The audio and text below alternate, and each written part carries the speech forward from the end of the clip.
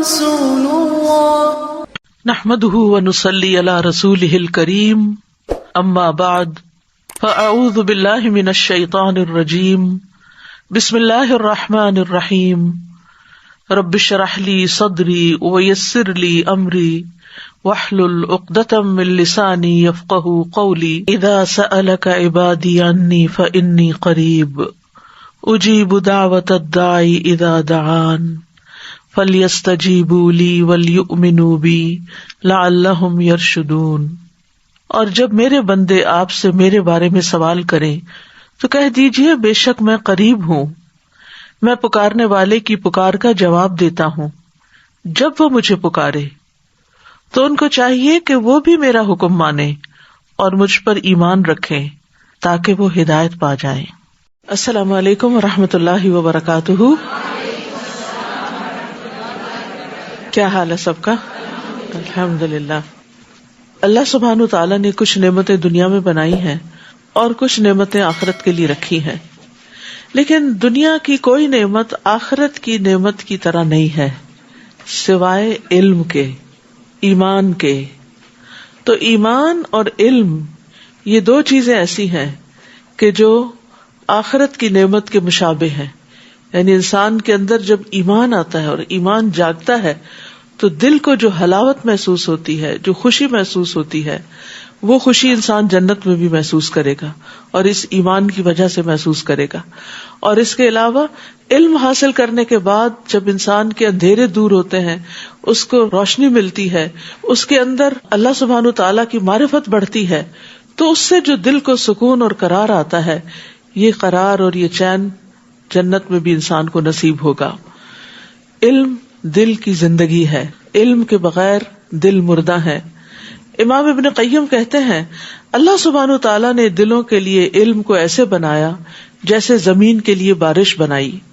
تو جس طرح زمین کی زندگی بارش کے بغیر نہیں ہو سکتی، اسی طرح دل کی زندگی علم کے بغیر نہیں ہو سکتی، یعنی دل زندہ ہو ہی نہیں سکتا جب تک کہ انسان علم حاصل نہ کرے۔ 25واں پارہ۔ اعوذ باللہ من الشیطان الرجیم بسم اللہ الرحمن الرحیم الیہ یرد علم الساعة وما تخرج من ثمرات من اکمامها وما تحمل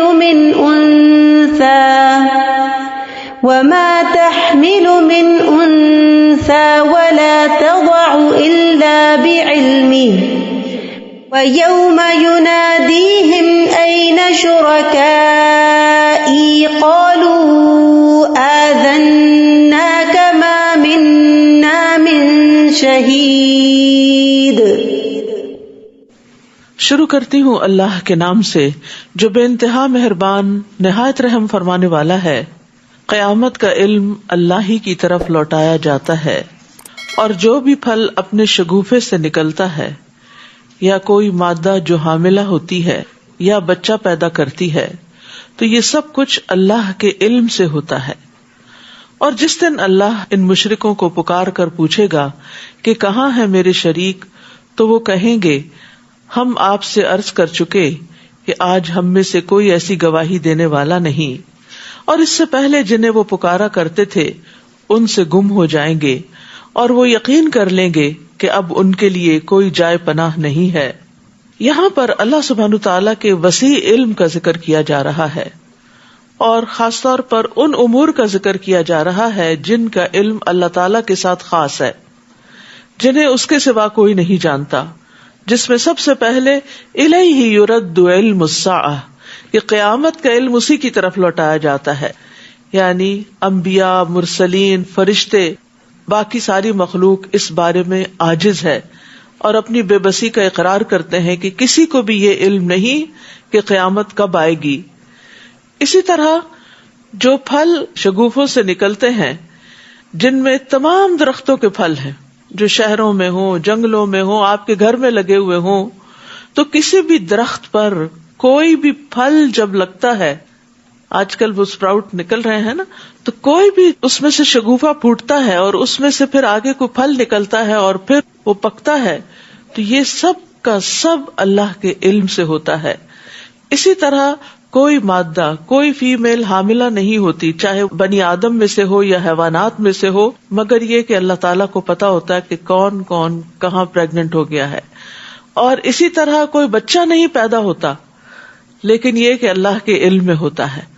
تو یہاں یہ بات کہنے کا مقصد کیا ہے کہ اللہ تعالیٰ کا علم اتنا وسیع ہے، اس کے مقابلے میں لوگوں نے اللہ کے مد مقابل جو ہستیاں قرار دے رکھی ہیں، جن کو اللہ کا شریک قرار دیتے ہیں، تو وہ سب کیا علم رکھتے ہیں؟ کچھ بھی علم نہیں رکھتے. تو جس کے پاس علم ہی نہیں ہے وہ الہ بننے کا مستحق کیسے ہو سکتا ہے؟ اور قیامت کے دن اللہ سبحانہ تعالیٰ ان کے اس جھوٹ کو ظاہر کرنے کے لیے پکارے گا اور فرمائے گا اَیْنَ شُرَکَائِی، کہاں ہے میرے وہ شریک جن کو تم میرا شریک سمجھتے تھے، ان کی عبادت کرتے تھے، ان کی وجہ سے تم اہل ایمان سے جھگڑے کیا کرتے تھے، رسولوں کو جھٹلاتے تھے، ان سے عداوت رکھتے تھے. تو وہ کیا کہیں گے؟ وہ اس وقت ان سب کا انکار کر دیں گے اور وہ کہیں گے کہ ہم آپ سے کہہ چکے کہ ہم میں سے آج کوئی بھی اس بات کی گواہی نہیں دیتا کہ کوئی بھی اللہ کے سوا اور معبود ہو سکتا ہے. لیکن دنیا میں انسان کس قدر غافل ہے، کس قدر بے خبر ہے کہ وہ اس بات کو سمجھتا نہیں. اور وہاں چونکہ انہیں یہ یقین ہو جائے گا کہ اب اللہ سے بچانے والا کوئی بھی نہیں، کہیں سے کوئی مدد نہیں ملے گی، کوئی جائے پناہ نہیں، تو اس وجہ سے وہ سب کے سب جن کو وہ اپنا کچھ سمجھتے تھے وہ ان سے گم ہو جائیں گے اور وہ یقین کر لیں گے کہ اب وہ بچ نہیں سکتے. تو یہ بات جو کل قیامت کے دن انسان کہیں گے، جس کا اقرار کریں گے، اگر انسان دنیا میں اس بات کو سمجھ جائے، اس نقطے کو سمجھ جائیں کہ اللہ کے سوا کوئی بھی نہ پناہ دے سکتا ہے اور نہ ہی عبادت کے لائق ہے اور نہ ہی ہماری کوئی مشکل آسان کر سکتا ہے اور نہ ہی ہمارے کسی کام آ سکتا ہے. لا يسأم الانسان من دعاء الخير وان مسه الشر فيئوس قنوط. انسان اپنے لیے بھلائی کی دعا کرنے سے کبھی نہیں اکتاتا، اگر اسے کوئی تکلیف پہنچ جائے تو مایوس اور نہایت نا امید ہو جاتا ہے. تو انسان کا عام طور پر حال کیا ہے کہ اٹھتے بیٹھتے اپنے لیے خیر مانگتا رہتا ہے، اپنے لیے، اپنی اولاد کے لیے، اور بھلائی کی دعا کرنے سے کبھی تھکتا نہیں. یعنی انسان کو جو کچھ بھی مل جائے وہ اس پر قناعت نہیں کرتا، بلکہ وہ کیا چاہتا ہے، اس سے آگے اور بھی ملے اور ملے اور ملے. یعنی چاہے مال ہو، چاہے اولاد ہو، چاہے جاہ و منصب ہو، چاہے دنیا کی نعمتیں ہوں، ہم سب اگر غور کریں تو اگر ہمارے 10 سال پہلے اس سے حالات کمزور تھے تو اس وقت بھی ہم مزید مانگتے تھے، اور آج اگر بہتر ہے تو آج بھی اور مانگتے ہیں. تو یہ انسان کی فطرت میں ہے کہ وہ دنیا کی خیر کے حوالے سے کبھی بھی راضی نہیں ہوتا، وہ مزید مانگتا چلا جاتا ہے. نبی صلی اللہ علیہ وسلم نے فرمایا اگر ابن آدم کو ایک وادی سونے کی بھر کے دے دی جائے تو وہ دوسری کا خواہش مند ہو جائے گا کہ ایک اور مل جائے، اور اگر دوسری دے دی جائے تو تیسری کا خواہش مند ہوگا. اور ابن آدم کا پیٹ مٹی کے سوا اور کوئی چیز نہیں بھر سکتی، اور اللہ تعالیٰ اس کی توبہ قبول کرتا ہے جو توبہ کرے. وَلَئِنْ أَذَقْنَاهُ رَحْمَةً مِنَّا مِن بَعْدِ ضَرَّاءَ مَسَّتْهُ لَيَقُولَنَّ هَذَا لِي وَمَا أَظُنُّ السَّاعَةَ قَائِمَةً وَلَئِن رُجِعْتُ إِلَى رَبِّي إِنَّ لِي عِندَهُ لَلْحُسْنَى. اور اگر تکلیف پہنچنے کے بعد ہم اسے اپنی رحمت کا مزہ چکھائیں تو کہنے لگتا ہے کہ میں اسی کا مستحق تھا، I deserve it.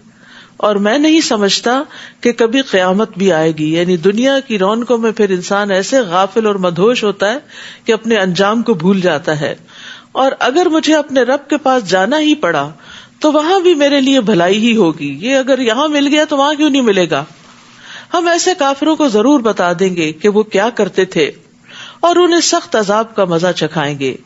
تو یہاں انسان کی 2 قبیح صفات کا ذکر کیا جا رہا ہے کہ اگر اسے تکلیف پہنچتی ہے تو مایوس ہونے لگتا ہے، اور اگر انسان کو کوئی نعمت ملتی ہے، خوشحالی پہنچتی ہے تو بھول جاتا ہے کہ انعام کس نے کیا. وہ خود تکبر کرنے لگتا ہے اور کہتا ہے کہ میں اس کا حقدار تھا. اور پھر یہ صفات اللہ تعالیٰ نے ان لوگوں کی بتائی کہ جو قیامت کو جھٹلاتے ہیں. یعنی اللہ کا انکار، آخرت کا انکار انسان کے اندر ایسی بد اخلاقی پیدا کر دیتا ہے، لیکن جو مومن ہوتا ہے وہ ہر حال میں اللہ کی طرف رجوع کرتا ہے اور حالات کی تنگی سے مایوسی کی طرف نہیں جاتا. وَإِذَا أَنْعَمْنَا عَلَى الْإِنسَانِ أَعْرَضَ وَنَأَىٰ بِجَانِبِهِ وَإِذَا مَسَّهُ الشَّرُّ فَذُو دُعَاءٍ عَرِيضٍ. اور جب ہم انسان پر انعام کرتے ہیں تو منہ موڑ لیتا ہے اور پہلو پھیر کے چل دیتا ہے، یعنی پھر وہ اپنی دولت کو، دنیا کی خوشحالی اور نعمتوں کو انجوائے کرنے کی طرف چل پڑتا ہے اور ان میں مصروف ہو جاتا ہے. اور جب کوئی تکلیف پہنچتی ہے تو لمبی چوڑی دعائیں مانگنے لگتا ہے. اور یہ ہم سب کا ہی حال ہے کسی نہ کسی درجے میں، کہ تکلیف کے وقت جس طرح ہم اللہ تعالیٰ کو پکارتے ہیں اس طرح خوشحالی میں نہیں پکارتے. آپ ان سے پوچھئے بھلا دیکھو اگر یہ قرآن اللہ ہی کی طرف سے ہو اور تم نے اس کا انکار کر دیا تو اس شخص سے بڑھ کر گمراہ کون ہوگا جو اس کی مخالفت میں دور تک چلا گیا ہو، کیونکہ قرآن تو کتاب ہدایت ہے، اور اگر کوئی شخص اس کو ہی نہیں مانتا تو پھر اس کا حال کیا ہوگا؟ وہ گمراہی میں ہی بھٹکتا پھرے گا اور وہاں تک گمراہی میں جائے گا کہ جہاں سے واپسی کا کوئی راستہ نہ ہوگا اور کسی اور ذریعے سے اس کو ہدایت نہیں ملے گی. یہ ایسا ہی ہے کہ اگر کسی انسان کو پیاس لگے اور پانی کا جو چشمہ اس کے سامنے ہے اس کو چھوڑ کر آگے نکل جائے اور آگے کہیں پانی نہ ہو تو پھر وہ پیاس سے مرے گا نہیں تو کیا ہوگا؟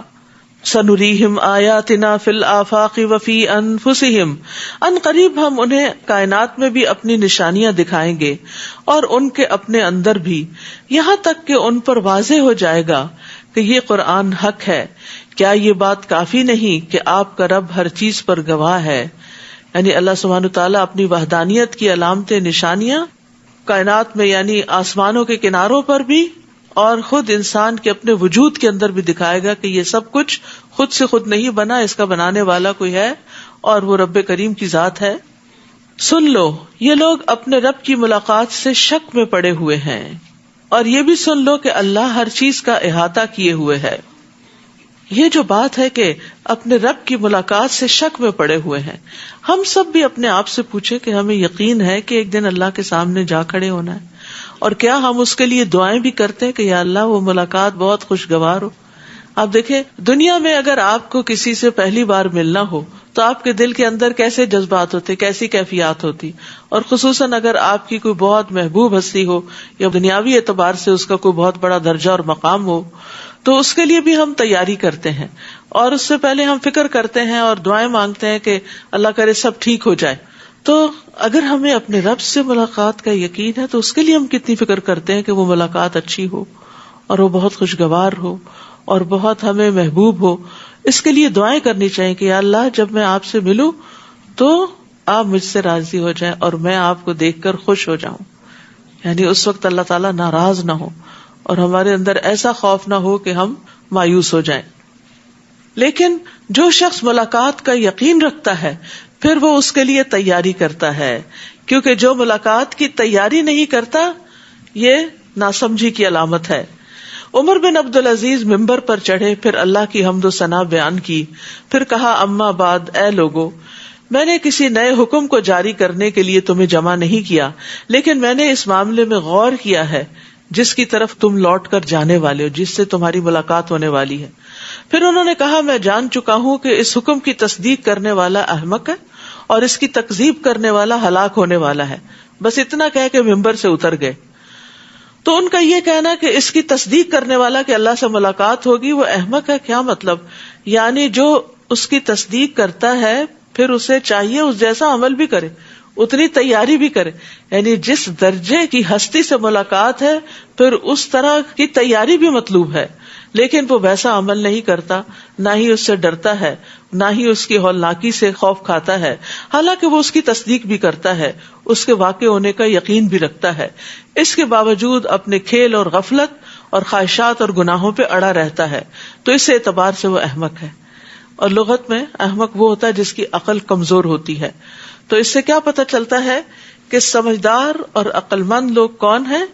کہ جو اللہ کی ملاقات کی تیاری کریں عمل کر کے، اور اس کے لیے چھوٹے چھوٹے عمل بھی جو کریں تو کہا کریں اللہ یہ عمل میں صرف اور صرف تیرے لیے کر رہی ہوں تاکہ تو اس دن مجھے دیکھے تو مجھے بخش دے، مجھ سے راضی ہو جائے.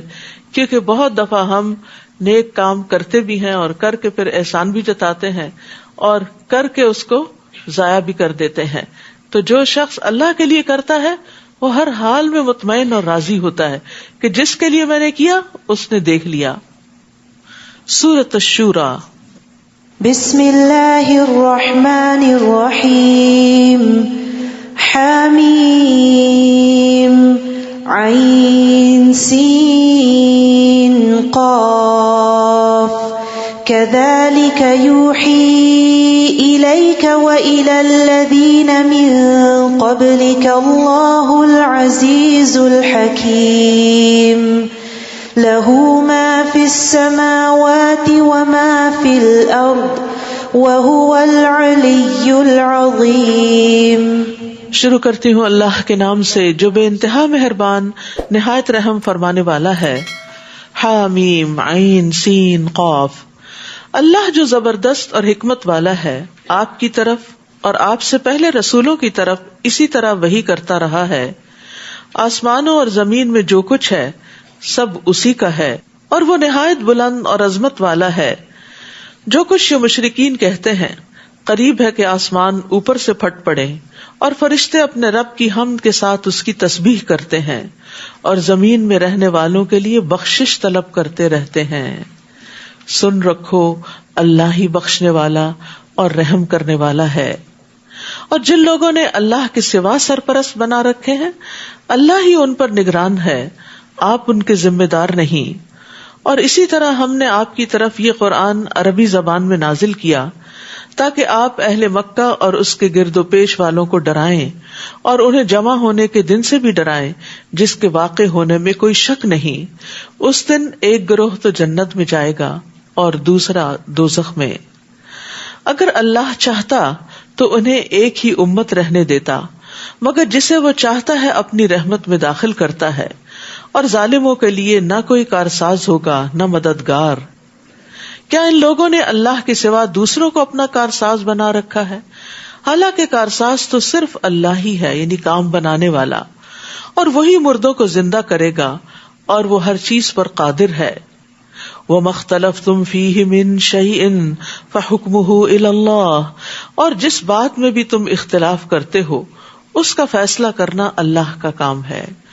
دنیا میں آپ دیکھیے کہ ہر موضوع اور ہر ٹاپک پر لوگوں کا باہم اختلاف ہوتا ہے، چاہے وہ ریلیجن ہو، پالیٹکس ہو، فائنانس ہو، کوئی بھی چیز ہو، تو اس میں لوگوں کے خیالات نظریات مختلف ہوتے ہیں.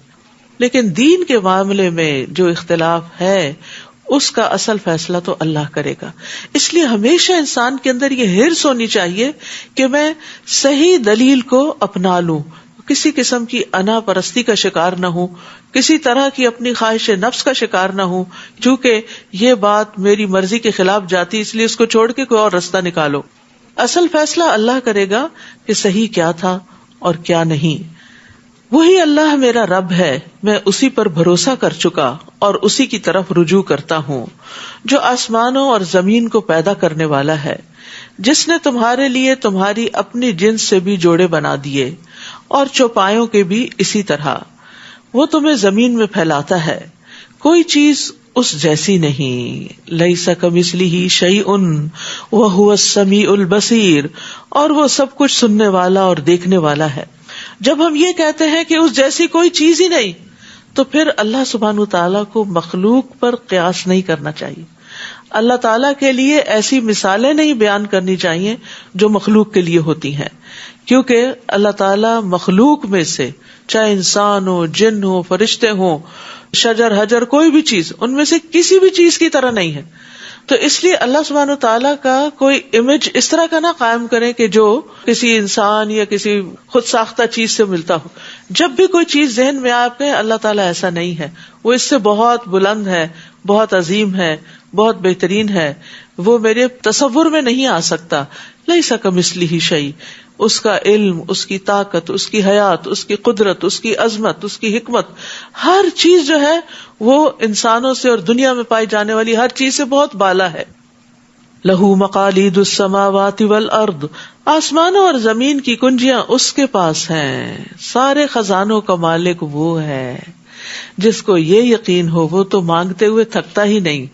دنیا میں جب کسی انسان کے بارے میں آپ کو پتا چلتا ہے کہ اس کے پاس بہت کچھ ہے تو آپ کو اس سے ایک امید وابستہ ہو جاتی کہ مشکل میں یہ میری کوئی مدد کرے گا.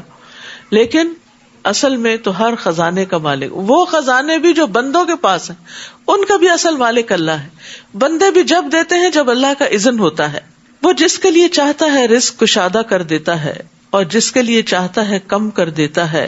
بلا شبہ وہ سب کچھ جاننے والا ہے.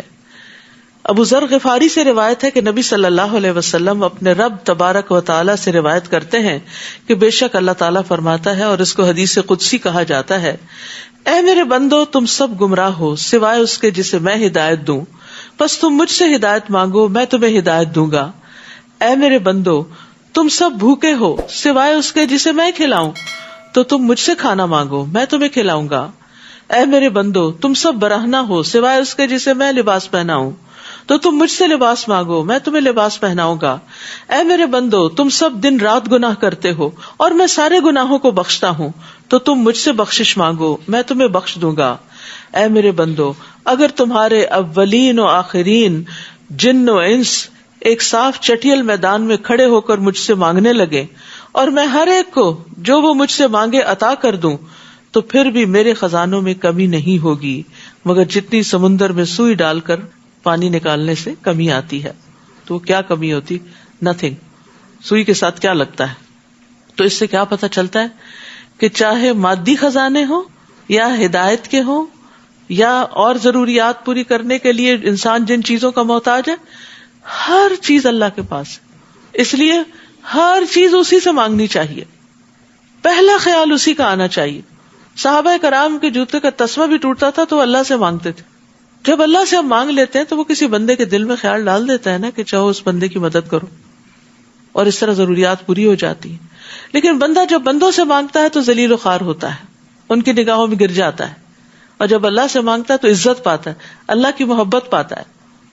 شرع لکم من الدین ما وصی بہ نوحا، اس نے تمہارے لیے دین کا وہی طریقہ مقرر کیا جس کا نوح کو حکم دیا تھا، اور جو ہم نے آپ کی طرف وحی کیا ہے، اور جس کا ابراہیم، موسیٰ اور عیسیٰ کو حکم دیا تھا کہ دین کو قائم رکھو اور اس میں تفرقہ نہ ڈالنا.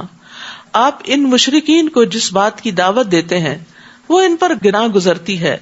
اللہ جسے چاہتا ہے اپنے لیے چن لیتا ہے اور اپنی طرف سے اسی کو راہ دکھاتا ہے جو اس کی طرف رجوع کرے. تو یاد رکھیے دین کے جو عقائد ہیں ان میں تمام انبیاء میں اتحاد تھا. بنیادی عقائد سارے انبیاء کے ہاں ایک ہی طرح کے تھے، یعنی اصول برابر کے تھے اور ان کا آپس میں مضبوط رشتہ بھی تھا. نبی صلی اللہ علیہ وسلم نے فرمایا تمام انبیاء علیہم السلام باپ شریک بھائی ہیں اور ان کی مائیں مختلف ہیں. ان کا دین ایک ہی ہے اور ہمارے درمیان کوئی اور نبی نہیں ہے، یعنی نبوت سے جڑی ہوئی ہے. جس کو اللہ نے نبی بنایا بس وہی ہے. تو شریعتیں مختلف ہیں لیکن اصل دین اور عقائد ایک ہی طرح کے ہیں. اور یہی جو ایک دین ہے یعنی توحید کا دین، توحید کی دعوت، کبر علی المشرکین ما تدعوہم الیہ، یہ مشرکین پر بڑی بھاری گزرتی ہے جس کی طرف آپ ان کو دعوت دیتے ہیں. یعنی توحید سے مشرکین، ابلیس اور اس کے لشکروں اور اس کے فالوور سب کا دل تنگ پڑتا ہے. یعنی جب ایک اللہ کی طرف لوگوں کو بلایا جاتا ہے جو غیر اللہ سے جڑے ہوئے ہوں تو وہ اس بات پر سخت افینڈ ہو جاتے ہیں، ناراض ہوتے ہیں اور غضبناک ہو جاتے ہیں. وَمَا تَفَرَّقُوا إِلَّا مِن بَعْدِ مَا جَاءَهُمُ الْعِلْمُ، ان لوگوں میں فرقہ بندی اس وقت پیدا ہوئی جبکہ اس سے پہلے ان کے پاس علم الہی آ چکا تھا، اور اس کی وجہ محض ان کی باہم ضد تھی. اور اگر آپ کے رب کی طرف سے ایک مقررہ مدت تک کا حکم پہلے سے طے شدہ نہ ہوتا تو ان کا فیصلہ کر دیا گیا ہوتا، اور ان کے بعد جو لوگ کتاب کے وارث ہوئے وہ ایسے شک میں پڑ گئے جو انہیں بے چین رکھتا ہے. تو تفرقہ بازی کی بھی اصل وجہ جو ہے وہ دنیا ہی ہے کہ دنیا کی سرداری طلب کرنے کے لیے لوگ رسا کشی کرتے ہیں، ایک دوسرے پر سرکشی کرتے ہیں اور پھر تفرقہ بازی کرتے ہوئے ظلم کرتے ہیں اور دنیا میں اپنا نام بنانا چاہتے ہیں. فَلِذَلِكَ فَادْعُ وَاسْتَقِمْ كَمَا أُمِرْتَ، لہٰذا آپ اسی دین کی دعوت دیجیے جو آپ کو حکم دیا گیا ہے، اور اس پہ ڈٹ جائیے اور ان کی خواہشات پر نہ چلیے، اور کہہ دیجیے کہ میں اس کتاب پر ایمان لایا جو اللہ نے نازل کی ہے، اور مجھے حکم دیا گیا ہے کہ میں تمہارے درمیان انصاف کروں۔ اللہ ہی ہمارا رب ہے اور تمہارا بھی، ہمارے لیے ہمارے اعمال اور تمہارے لیے تمہارے اعمال، ہمارے اور تمہارے درمیان کوئی جھگڑا نہیں۔ اللہ ہم سب کو قیامت کے دن جمع کر دے گا اور اسی کی طرف سب کو لوٹ کر جانا ہے۔ تو اہم بات یہ ہے کہ انسان ایمان لانے کے بعد اس پر قائم رہے، ڈٹ جائے اور مشکلات سے نہ گھبرائے۔ سفیان ثقفی سے مروی ہے کہ ایک شخص نے عرض کیا، یا رسول اللہ، مجھے اسلام کے حوالے سے کوئی ایسی بات بتا دیجئے کہ مجھے آپ کے بعد پھر کسی سے کچھ پوچھنے کی ضرورت نہ رہے۔ آپ نے فرمایا، پہلے اقرار کرو کہ میں اللہ پر ایمان لایا، پھر اس پر ہمیشہ ثابت قدم رہو۔ اس نے عرض کیا، میں کس چیز سے بچوں؟ آپ نے اپنی زبان کی طرف اشارہ کیا کہ زبان کو روک کے رکھو۔ تو بہرحال ایمان لانے کے بعد اہم ترین چیز کیا ہے کہ پھر اس کو مینٹین کیا جائے، اس پہ قائم رہا جائے۔ مشکلات کی وجہ سے، لوگوں کی تنقید کی وجہ سے گھبرا کر انسان پیچھے نہ ہٹے۔ ویسے بھی استقامت، ثابت قدمی اور کمٹمنٹ نبھانا یہ بہت اعلیٰ اخلاق میں سے ہے۔ رسول اللہ صلی اللہ علیہ وسلم فرمایا، ثابت قدم رہو اور اپنا اخلاق اچھا کرو۔ یعنی یہ دو چیزیں جو ہے یہ انسان کو فائدہ دیتی ہیں۔ نیکی کے کام کا ارادہ کیا، پھر اس کو کر گزرو۔ یہ نہیں ہوتا کہ آپ نیکی کرنے چلیں اور آپ کے راستے میں کوئی مشکل نہ آئے۔ آزمائش تو ضرور ہوگی، کسی نہ کسی طرف سے امتحان تو ضرور آئے گا۔ اور یہ امتحان کیوں آتا ہے؟ یہ اصل میں دیکھنے کے لیے آتا ہے اس بات کو کہ آپ کتنے سچے ہیں اپنے اس نیکی کے کام میں۔ کیا آپ واقعی اللہ سبحانہ وتعالیٰ کے لیے کر رہے ہیں، یا پھر آپ دکھاوے کی کر رہے ہیں، یا لوگوں کی نظر میں آنے کے لیے، یا کوئی اپنی شان بڑھانے کے لیے؟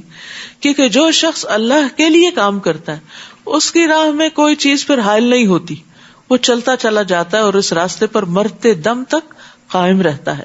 اور جو دنیا کے کسی بھی مفاد کے لیے کام کرتا ہے، جب وہ دیکھتا ہے کہ مجھے وہ مفاد حاصل نہیں ہو رہا تو انسان پھر اس کام کو چھوڑ بھی دیتا ہے۔ جیسے دنیا میں آپ کوئی بزنس کرتے ہیں، وہ کامیاب نہ ہوتا آپ اسے چھوڑ کے کوئی اور شروع کر دیتے ہیں۔ تو ایسے ہی کچھ لوگ دین کا نام اس لیے لیتے ہیں کہ وہ بظاہر یہ شو کرتے ہیں کہ اللہ کے لیے کر رہے ہیں سب کچھ، لیکن مطلوب کچھ اور ہوتا ہے، اور جب وہ مطلب پورا نہیں ہوتا تو اس کام کو ہی چھوڑ دیتے ہیں۔ والذین یحاجون فی اللہ من بعد ما استجیب له حجتهم ضاحدۃ عند ربهم وعلیہم غضب ولہم عذاب شدید۔ اور جو لوگ اللہ کی ہستی کو تسلیم کر لیے جانے کے بعد اس کے بارے میں جھگڑا کرتے ہیں، ان کی حجت ان کے رب کے ہاں باطل ہے، ان پر اللہ کا غضب ہے اور ان کے لیے سخت عذاب ہے۔ اللہ ہی ہے جس نے حق کے ساتھ کتاب اور میزان نازل کی ہے، اور آپ کو کیا معلوم کہ شاید قیامت قریب ہی ہو۔ یعنی یہاں پر کتاب، میزان اور قیامت، ان تین چیزوں کا ذکر کیا گیا ہے، کیونکہ قیامت جو ہے وہ بدلے کا دن ہے، حساب کا دن ہے۔ تو اس سے پہلے انسان کو میزان یعنی انصاف سے کام لینا چاہیے، اور اس کے لیے انسان کو کتاب کا سہارا لینا چاہیے کہ کتاب پڑھنی چاہیے تاکہ وہ اس کو سیدھے رستے پر قائم رکھے۔ تو مراد اس سے یہ ہے کہ یہ سب کچھ اس لیے اللہ نے بھیجا، کتاب، میزان اور آخرت کا کانسیپٹ، تاکہ انسان کے اعمال درست ہوں اور پھر ان کا محاسبہ بھی کیا جائے۔ جو لوگ اس قیامت پر ایمان نہیں رکھتے وہ تو اس کے لیے جلدی مچاتے ہیں کہ نہ سمجھ جو ہے، اور جو ایمان لاتے ہیں وہ اس سے ڈرتے ہیں کہ اللہ قیامت آئے گی تو کیا ہوگا۔ اب جیسے مومن کا جو موت سے ڈر ہوتا ہے نا، وہ مختلف ہوتا ہے۔ وہ کس بات سے ڈرتا ہے؟ ابھی میں نے کچھ کیا نہیں، پتہ نہیں میرے ساتھ کیا ہوگا۔ وَيَعْلَمُونَ أَنَّهَا الْحَقُّ، اور وہ جانتے ہیں کہ وہ ایک حقیقت ہے۔ الا، خبردار، یاد رکھو، جو لوگ قیامت کے بارے میں بحثیں کرتے ہیں وہ گمراہی میں دور تک چلے گئے ہیں، ورنہ تھوڑی سی عقل رکھنے والا بھی انسان قیامت کو ماننے میں دیر نہیں لگاتا۔ بالکل ایک لاجیکل سی بات ہے کہ اس دنیا میں انسان کے اعمال کا بدلہ مل ہی نہیں سکتا، چاہے اچھے کرے یا برے کرے۔ مثلاً ایک شخص ایک کتاب لکھتا ہے اور وہ کتاب وہ بس $20,000 میں سیل کر دیتا ہے، لیکن اس سے جو لوگ پڑھ کے فائدہ اٹھاتے ہیں وہ ان میں سے ہر ایک مثلاً 20,000 کما لیتا ہے، تو اب کتاب اس نے لکھی ہے اور اس کو تو ملے صرف 20,000، اور آگے اتنے بے شمار لوگ 20,000 کما رہے ہیں، تو اس کو تو پورا حق نہ ملا. تو یہ حق کہاں سے مل سکتا ہے؟ آخرت میں ہی مل سکتا ہے. اسی طرح ایک شخص 20 کا قاتل ہے، دنیا میں تو اس کا بدلہ نہیں مل سکتا. تو کوئی جگہ ہونی چاہیے جہاں انسان کو اس کے اچھے اور برے اعمال کا پورا بدلہ ملے، پورا. تو اس لیے جو لوگ اس چیز کو نہیں مانتے پھر ان کو کوئی بات سمجھ میں نہیں آتی اور وہ گمراہی میں بہت دور نکل جاتے ہیں. لیکن جو مانتے ہیں پھر وہ ڈرتے ہیں اور وہ اپنے نیک اعمال کی طرف دوڑتے ہیں. جیسے سورۃ الدہر میں آتا ہے، یوفون بالنذر ویخافون یوما کان شرہ مستطیرا، جو اپنی نظر پوری کرتے ہیں اور اس دن سے ڈرتے ہیں جس کی مصیبت بہت زیادہ پھیلی ہوئی ہے. وَيُطْعِمُونَ الطَّعَامَ عَلَى حُبِّهِ مِسْكِينًا وَيَتِيمًا وَأَسِيرًا، اور وہ کھانا کھلاتے ہیں اس کی محبت میں مسکین، یتیم اور قیدی کو، اور کہتے ہیں کہ ہم تمہیں صرف اللہ کے چہرے کی خاطر کھلا رہے ہیں، تم سے کوئی بدلہ نہیں چاہتے نہ شکریہ.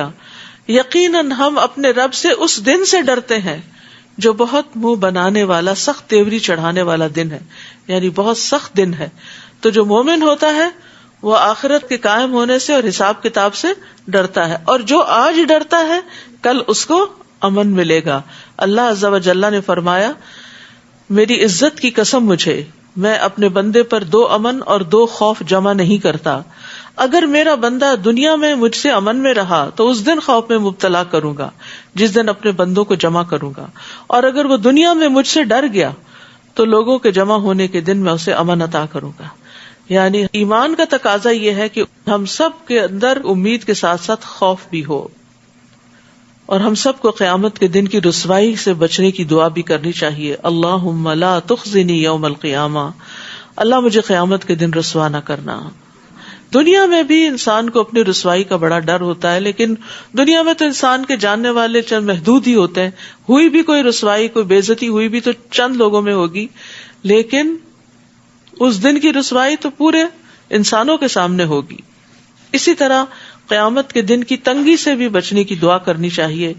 اللہم انی اعوذ بک من ضیق الدنیا و ضیق یوم القیامہ، اے اللہ میں تیری پناہ مانگتا ہوں دنیا کی تنگی سے اور قیامت کے دن کی تنگی سے.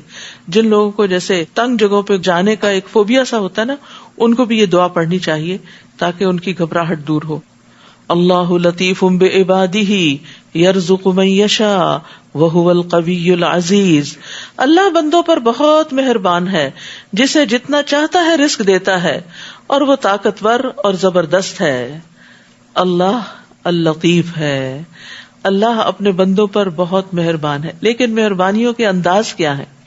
اس سے مراد یہ ہے کہ اللہ تعالیٰ وہ ذات ہے جو تھوڑے عمل کو قبول کر کے بہت بڑی جزا دیتا ہے. اسی طرح وہ جو ٹوٹے ہوئے دلوں کو جوڑتا ہے اور مشکلوں کو آسان کرتا ہے، وہ جو اپنی نافرمانی کرنے والے کو جلد سزا نہیں دیتا اور امید رکھنے والے کو نامراد نہیں لوٹاتا، وہ ہستی جو اپنے مانگنے والے کو خالی ہاتھ نہیں لوٹاتی، امید رکھنے والے کو مایوس نہیں کرتی، وہ جو غلطیاں کو معاف کرنے والا ہے اور معاف کرنا پسند کرتا ہے. اللطیف وہ ہستی ہے جو اس پر بھی رحم کرتا ہے جو خود اپنے آپ پہ رحم نہیں کرتا، جو اپنا بھلا نہیں سمجھتا.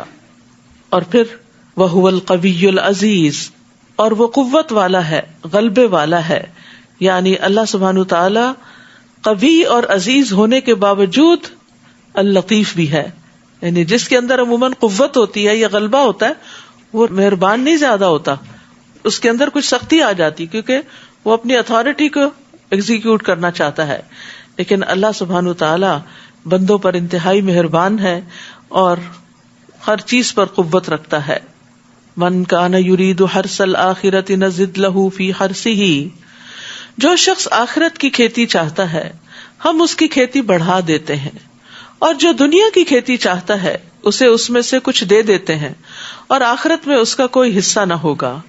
تو آخرت کی کھیتی سے کیا مراد ہے؟ جو آخرت کا بدلہ اور صلہ ہے. لیکن جو شخص دنیا چاہے اس کے لیے آخرت میں کوئی حصہ نہ ہوگا، یعنی اپنے سارے نیک اعمال کا بدلہ بھی اور جزا بھی وہ دنیا میں ہی مانگتا ہے. کیا ان لوگوں کے ایسے شریک ہیں جنہوں نے ان کے لیے دین کا ایسا طریقہ مقرر کیا ہو جس کا اللہ نے اذن نہیں دیا، اور اگر فیصلے کی بات طے شدہ نہ ہوتی تو ان کا فیصلہ کر دیا گیا ہوتا۔ یقیناً ان ظالموں کے لیے دردناک عذاب ہے۔ اس دن آپ دیکھیں گے کہ یہ ظالم اپنے اعمال سے ڈر رہے ہوں گے، مگر وہ عذاب ان پر واقع ہو کر رہے گا۔ اور جو لوگ ایمان لائے اور نیک اعمال کیے وہ جنت کے باغوں میں ہوں گے، اپنے رب کے ہاں جو چاہیں گے انہیں ملے گا، یہی بہت بڑا فضل ہے۔ کتنی بڑی خوشخبری ہے۔ ذالک الذی یبشر اللہ عبادہ، یہ وہی فضل ہے جس کی اللہ اپنے بندوں کو بشارت دیتا ہے۔ کون بندے؟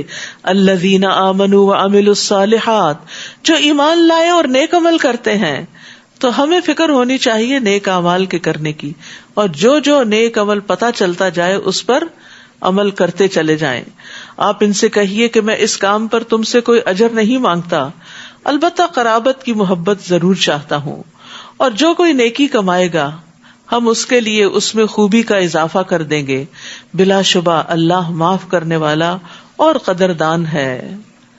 یہاں پر جو بات کی گئی ہے نا کہ میں تم سے اس کام پر کوئی اجر نہیں مانگتا بلکہ قرابت کی محبت ضرور چاہتا ہوں، اس کا مطلب یہ ہے کہ نبی صلی اللہ علیہ وسلم کی قریش کے ہر قبیلے کے ساتھ کوئی نہ کوئی رشتہ داری تھی، تو ان کے ہاں صلہ رحمی کا کانسیپٹ بھی بہت تھا، وہ اپنے کنبے قبیلے والوں کا خیال بھی بہت رکھتے تھے۔ تو نبی صلی اللہ علیہ وسلم ان کو سمجھا رہے ہیں کہ اگر تم ویسے مجھ سے اتفاق نہیں کرتے تو کم از کم اپنی رشتہ داری کا ہی لحاظ رکھو اور مجھے تکلیف نہ دو اور پریشان نہ کرو۔ ام یقولون افترا علی اللہ کذبا، کیا وہ یہ کہتے ہیں کہ اس نے اللہ پر جھوٹ باندھا ہے؟ بس اگر وہ چاہتا تو آپ کے دل پہ مہر کر دیتا، اور اللہ تو باطل کو مٹاتا اور اپنے کلمات سے حق کو حق ثابت کرتا ہے۔ بلا شبہ وہ دلوں کے راز تک جانتا ہے۔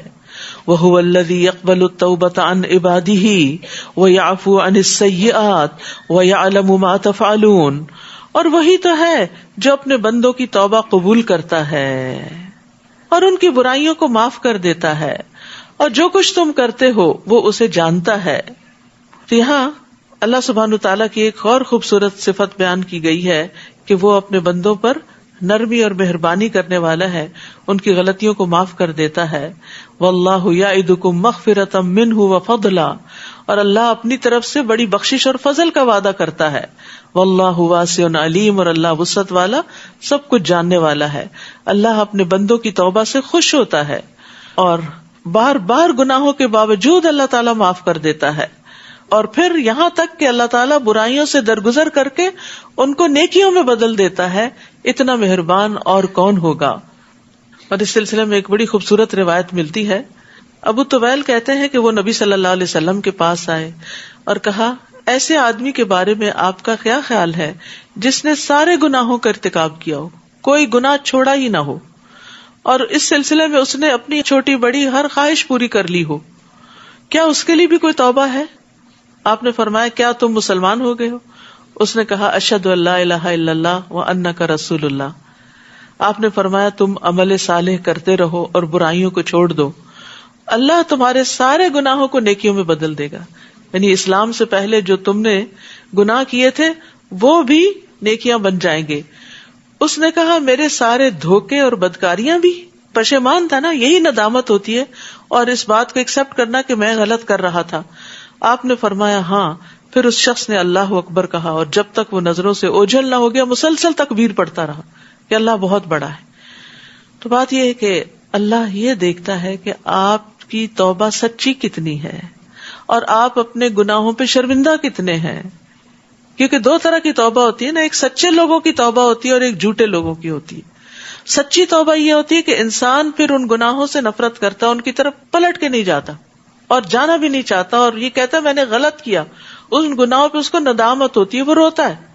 اور جھوٹی توبہ کیا ہے کہ جب کوئی کہے توبہ کر لو تو انسان زبان ہلا دے کہ توبہ میری توبہ، اور اگلے ہی لمحے پھر کوئی غلط بات کر دے، ادھر سے توبہ کرے اور ادھر سے جھوٹ بولے، ادھر سے توبہ کرے اور ادھر سے غیبت کرے۔ تو یہ جھوٹے لوگوں کی توبہ ہوتی ہے۔ تو اس لیے کہیں دھوکہ نہ کھائیں کہ جھوٹی توبہ سے بھی یہی ملے گا جو اس شخص کی سچی توبہ سے اس کو خوشخبری ملی۔ اور جو لوگ ایمان لائیں اور نیک عمل کریں ان کی دعا قبول کرتا ہے۔ سبحان اللہ، دعاؤں کی قبولیت کے لیے نیک عمل ضروری ہے، اور اپنے فضل سے انہیں زیادہ بھی دیتا ہے، اور جو کافر ہیں ان کے لیے سخت عذاب ہے۔ اسی لیے آپ دیکھیں کہ جتنے بھی نیک کام ہیں، جیسے فرائض کی ادائیگی ہے، مثلاً فرض نماز ہے، اس کے بعد دعا کریں 10 دفعہ سبحان اللہ، 10 دفعہ الحمدللہ، 10 دفعہ اللہ اکبر کہہ کے جو دعا مانگے وہ قبول ہوتی۔ تو آپ نے نماز کا فرض بھی ادا کیا اور ساتھ تسبیح پڑھی، آپ کی دعا قبول ہوئی۔ قرآن مجید پڑھنے کے بعد دعا قبول ہوتی، صدقہ خیرات کرنے کے بعد دعا قبول ہوتی ہے۔ تو یہاں بھی آپ دیکھیے کہ جو لوگ ایمان لائیں اور نیک عمل کریں، اللہ ان کی دعا قبول کرتا ہے۔ تو اس میں وہ واقعہ بھی یاد کریں جو بنی اسرائیل کے 3 لوگ تھے جو ایک غار میں پھنس گئے تھے، تو انہوں نے پھر کیا کیا تھا نکلنے کے لیے؟ ان کا بس نہیں چلتا تھا کہ وہ چٹان ہٹا دیں، وہ ان کے بیونڈ طاقت تھی، تو ان میں سے ہر ایک نے اپنا اپنا نیک عمل یاد کر کے اس کا واسطہ دیا، وسیلہ بنایا اس کو کہ یا اللہ اگر یہ عمل آپ کو پسند تھا تو اس کے صلے میں ہمیں یہاں سے نجات دے دے، اور وہ چٹان ہٹ گئی اور وہ باہر نکل آئے۔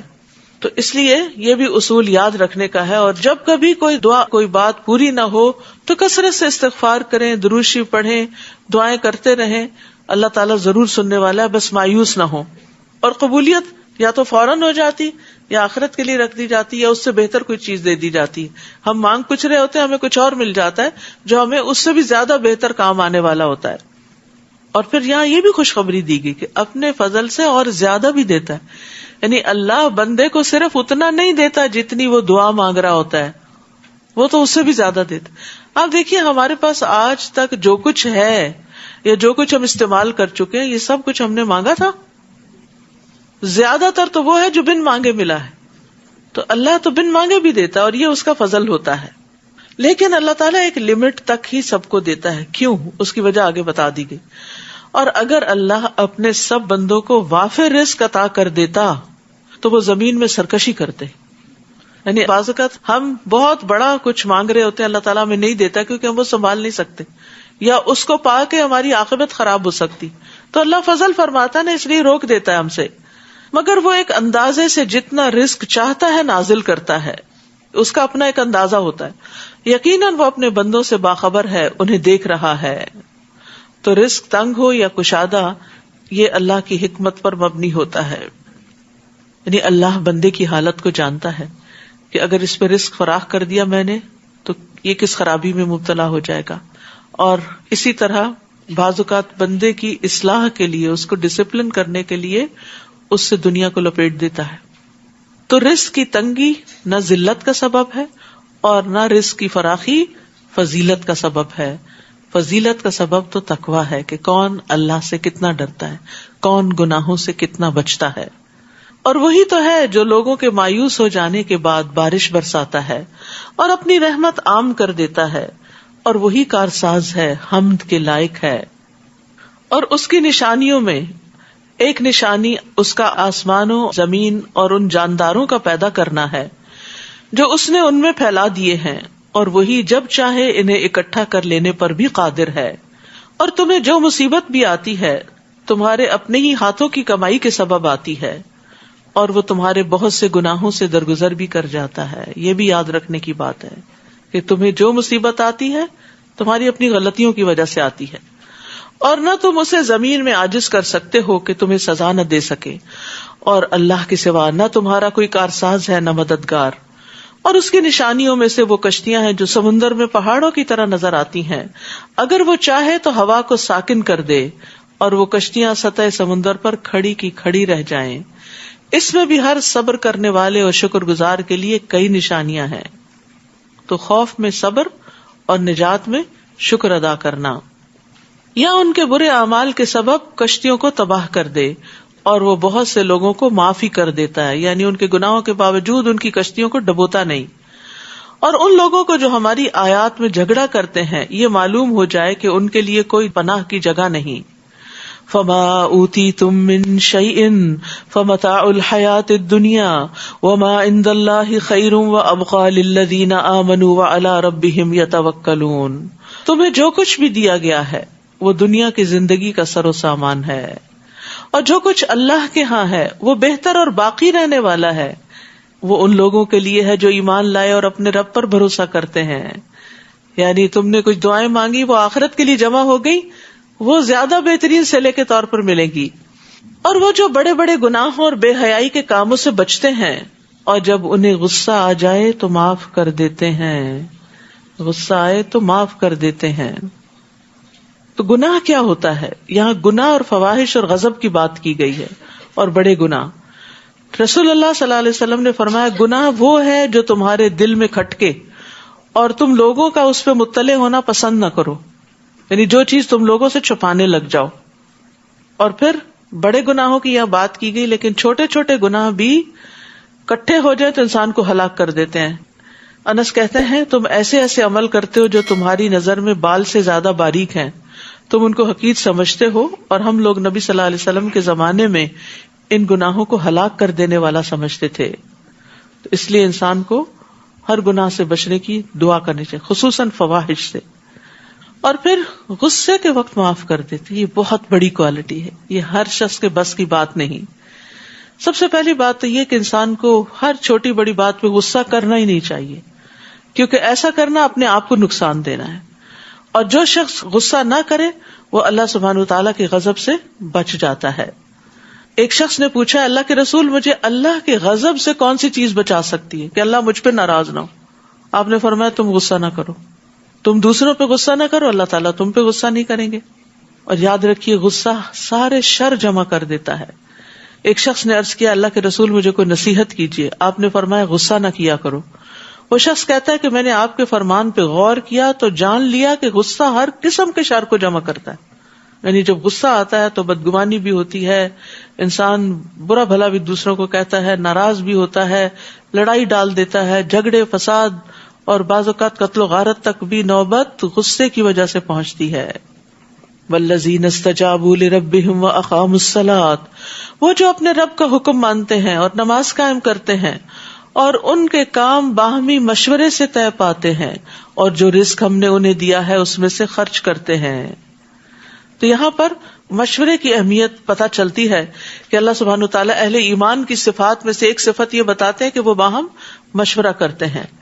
مشورہ جو ہے وہ انسان کو بہتری کی طرف لے جاتا ہے. حسن کہتے ہیں اللہ کی قسم جب کسی قوم نے مشورے کا طریقہ اختیار کیا تو جو کچھ ان کے پاس موجود ہے اس میں سے سب سے بہتر چیز کی طرف ان کی رہنمائی کی گئی. اور پھر انہوں نے اسی آیت کی تلاوت کی. خود نبی صلی اللہ علیہ وسلم کی زندگی میں ہم دیکھتے ہیں کہ آپ اپنے صحابہ سے، اپنے قریبی ساتھیوں سے مشورے کیا کرتے تھے. ابن عمر کہتے ہیں کہ مسلمان جب مدینہ آئے تو نماز کے لیے نماز کے وقت کا اندازہ کر کے جمع ہوتے تھے، یعنی سورج کے ڈھلنے وغیرہ کو دیکھ کے. اس وقت نماز کے لیے اعلان نہیں ہوتا تھا. تو ایک دن مسلمانوں نے اس بارے میں گفتگو کی کہ کچھ سوچنا چاہیے کہ اعلان ہو نماز کا. بعض نے کہا عیسائیوں کی طرح ناقوس بنا لو، بعض نے کہا یہودیوں کی طرح بگل بنا لو اور ایک نرسنگا رکھ لیا جائے. حضرت عمر نے کہا تم ایسا آدمی کیوں نہیں مقرر کر دیتے جو نماز کی اطلاع دے؟ تو رسول اللہ صلی اللہ علیہ وسلم نے فرمایا اے بلال اٹھو اور نماز کے لیے پکارو. حالانکہ یہ ایک عبادت ہے، لیکن اس میں بھی نبی صلی اللہ علیہ وسلم نے ساتھیوں سے مشورہ کیا.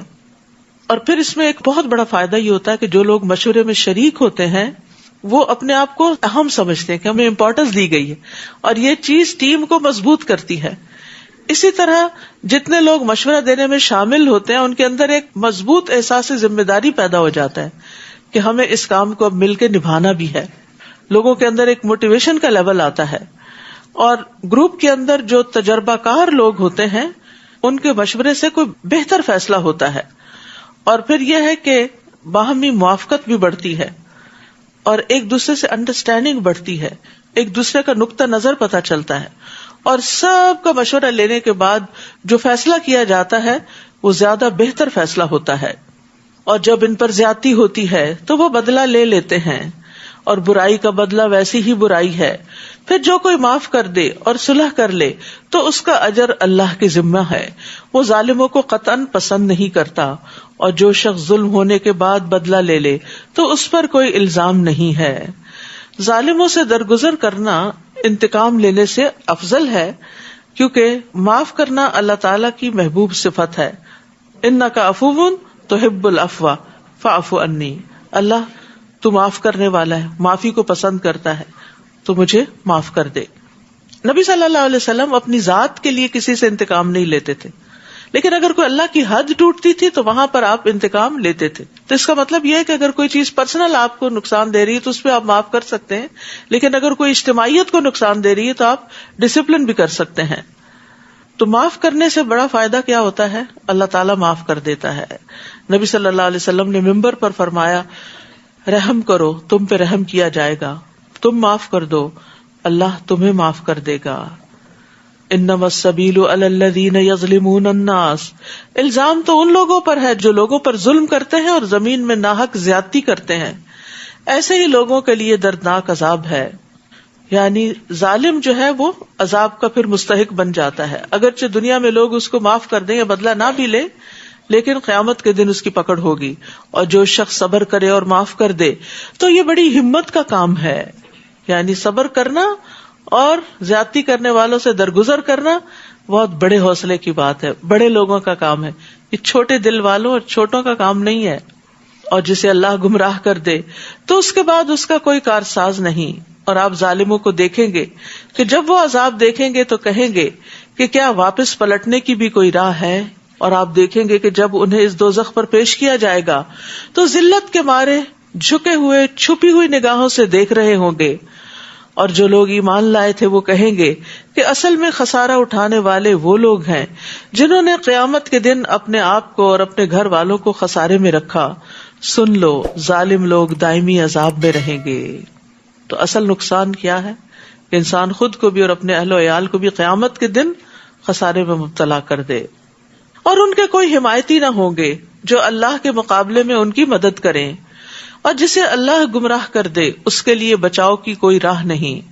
اس دن کے آنے سے پہلے پہلے اپنے رب کا حکم مان لو جس کے ٹلنے کی کوئی صورت اللہ کی طرف سے نہیں. اس دن تمہارے لیے کوئی جائے پناہ نہ ہوگی اور نہ تم انکار کر سکو گے. یعنی انسان کو عمل اس وقت سے پہلے کر لینا چاہیے. آج عمل کا وقت ہے، کل جزا کا وقت ہے. پھر اگر وہ منہ موڑے یعنی عمل نہ کرے تو ہم نے آپ کو ان پر نگران بنا کر نہیں بھیجا. ہر شخص اپنے اپنے کام کا خود ذمہ دار ہے. آپ کے ذمے تو صرف پہنچا دینا ہے. اور جب ہم انسان کو اپنی رحمت کا مزہ چکھاتے ہیں تو وہ پھول جاتا ہے. اور اگر انہی کی بدعملیوں کے سبب کوئی تکلیف پہنچے تو اس وقت ناشکرا ہی ثابت ہوا ہے. للہ ملک السماوات والارض، آسمانوں اور زمین کی بادشاہت اللہ کے لیے ہے. وہ جو چاہے پیدا کرتا ہے، جسے چاہے لڑکیاں عطا کرتا ہے اور جسے چاہے لڑکے. بیٹیوں کا ذکر یہاں پہلے کیا گیا ہے. بیٹیوں کی تربیت کرنا اور ان سے اچھا سلوک کرنا یہ بہت بڑے نیک اعمال میں سے ہے. یا لڑکے اور لڑکیاں ملا کر دیتا ہے اور جسے چاہے بانجھ بنا دیتا ہے. یقیناً وہ سب کچھ جاننے والا قدرت والا ہے. اب دیکھیے کہ اللہ تعالیٰ نے مختلف طرح کے انسان پیدا کیے. آدم علیہ السلام جن کے ماں اور باپ دونوں نہیں تھے، حوا علیہ السلام جن کی ماں نہیں تھی، وہ حضرت آدم سے پیدا ہوئی تھی. پھر سارے انسان جن کے ماں باپ ہوتے. پھر عیسیٰ علیہ السلام جن کے باپ نہیں تھے اور ماں تھی. تو یہ سب اللہ کی قدرت کی نشانیاں ہیں. وہ جیسے چاہے پیدا کر سکتا ہے کیونکہ وہی خلاق عظیم ہے. اور کسی انسان کے لیے ممکن نہیں کہ وہ اللہ سے روبرو بات کرے آمنے سامنے. البتہ یہ وحی کی صورت میں یا پردے کے پیچھے سے ہو سکتی ہے، یا وہ کوئی فرشتہ بھیجتا ہے اور وہ اللہ کے حکم سے جو چاہتا ہے وہی کرتا ہے. وہ یقیناً بلند اور حکمت والا ہے. اور اسی طرح ہم نے اپنے حکم سے ایک روح آپ کی طرف وحی کی. اس سے پہلے آپ نہیں جانتے تھے کہ کتاب کیا چیز ہے، ایمان کیا ہوتا ہے، لیکن ہم نے اس روح کو ایک روشنی بنا دیا. ہم اپنے بندوں میں سے جسے چاہیں اس روشنی سے راہ دکھا دیتے ہیں اور بلا شبہ آپ سیدھی راہ کی طرف رہنمائی کر رہے ہیں. تو یاد رکھیے یہ روح کیا ہے، یہ وحی ہے، قرآن ہے. قرآن دلوں کا موسم بہار ہے. جس طرح بارش برستی ہے تو زمین پھبک اٹھتی ہے، اسی طرح دل پہ وحی کی بارش ہوتی ہے تو دل کھل اٹھتا ہے. اور ویسے بھی تلاوت کا اہتمام جو ہے وہ انسان کے لیے آسمان میں باعث رحمت اور زمین میں باعث تذکرہ ہے. صراط اللہ الذی لہ ما فی السماوات و ما فی الارض الا الی اللہ تصیر الامور. اس اللہ کی راہ کی طرف جو آسمانوں اور زمین میں موجود ہر چیز کا مالک ہے. یاد رکھو سارے معاملات ہی اللہ کی طرف لوٹتے ہیں.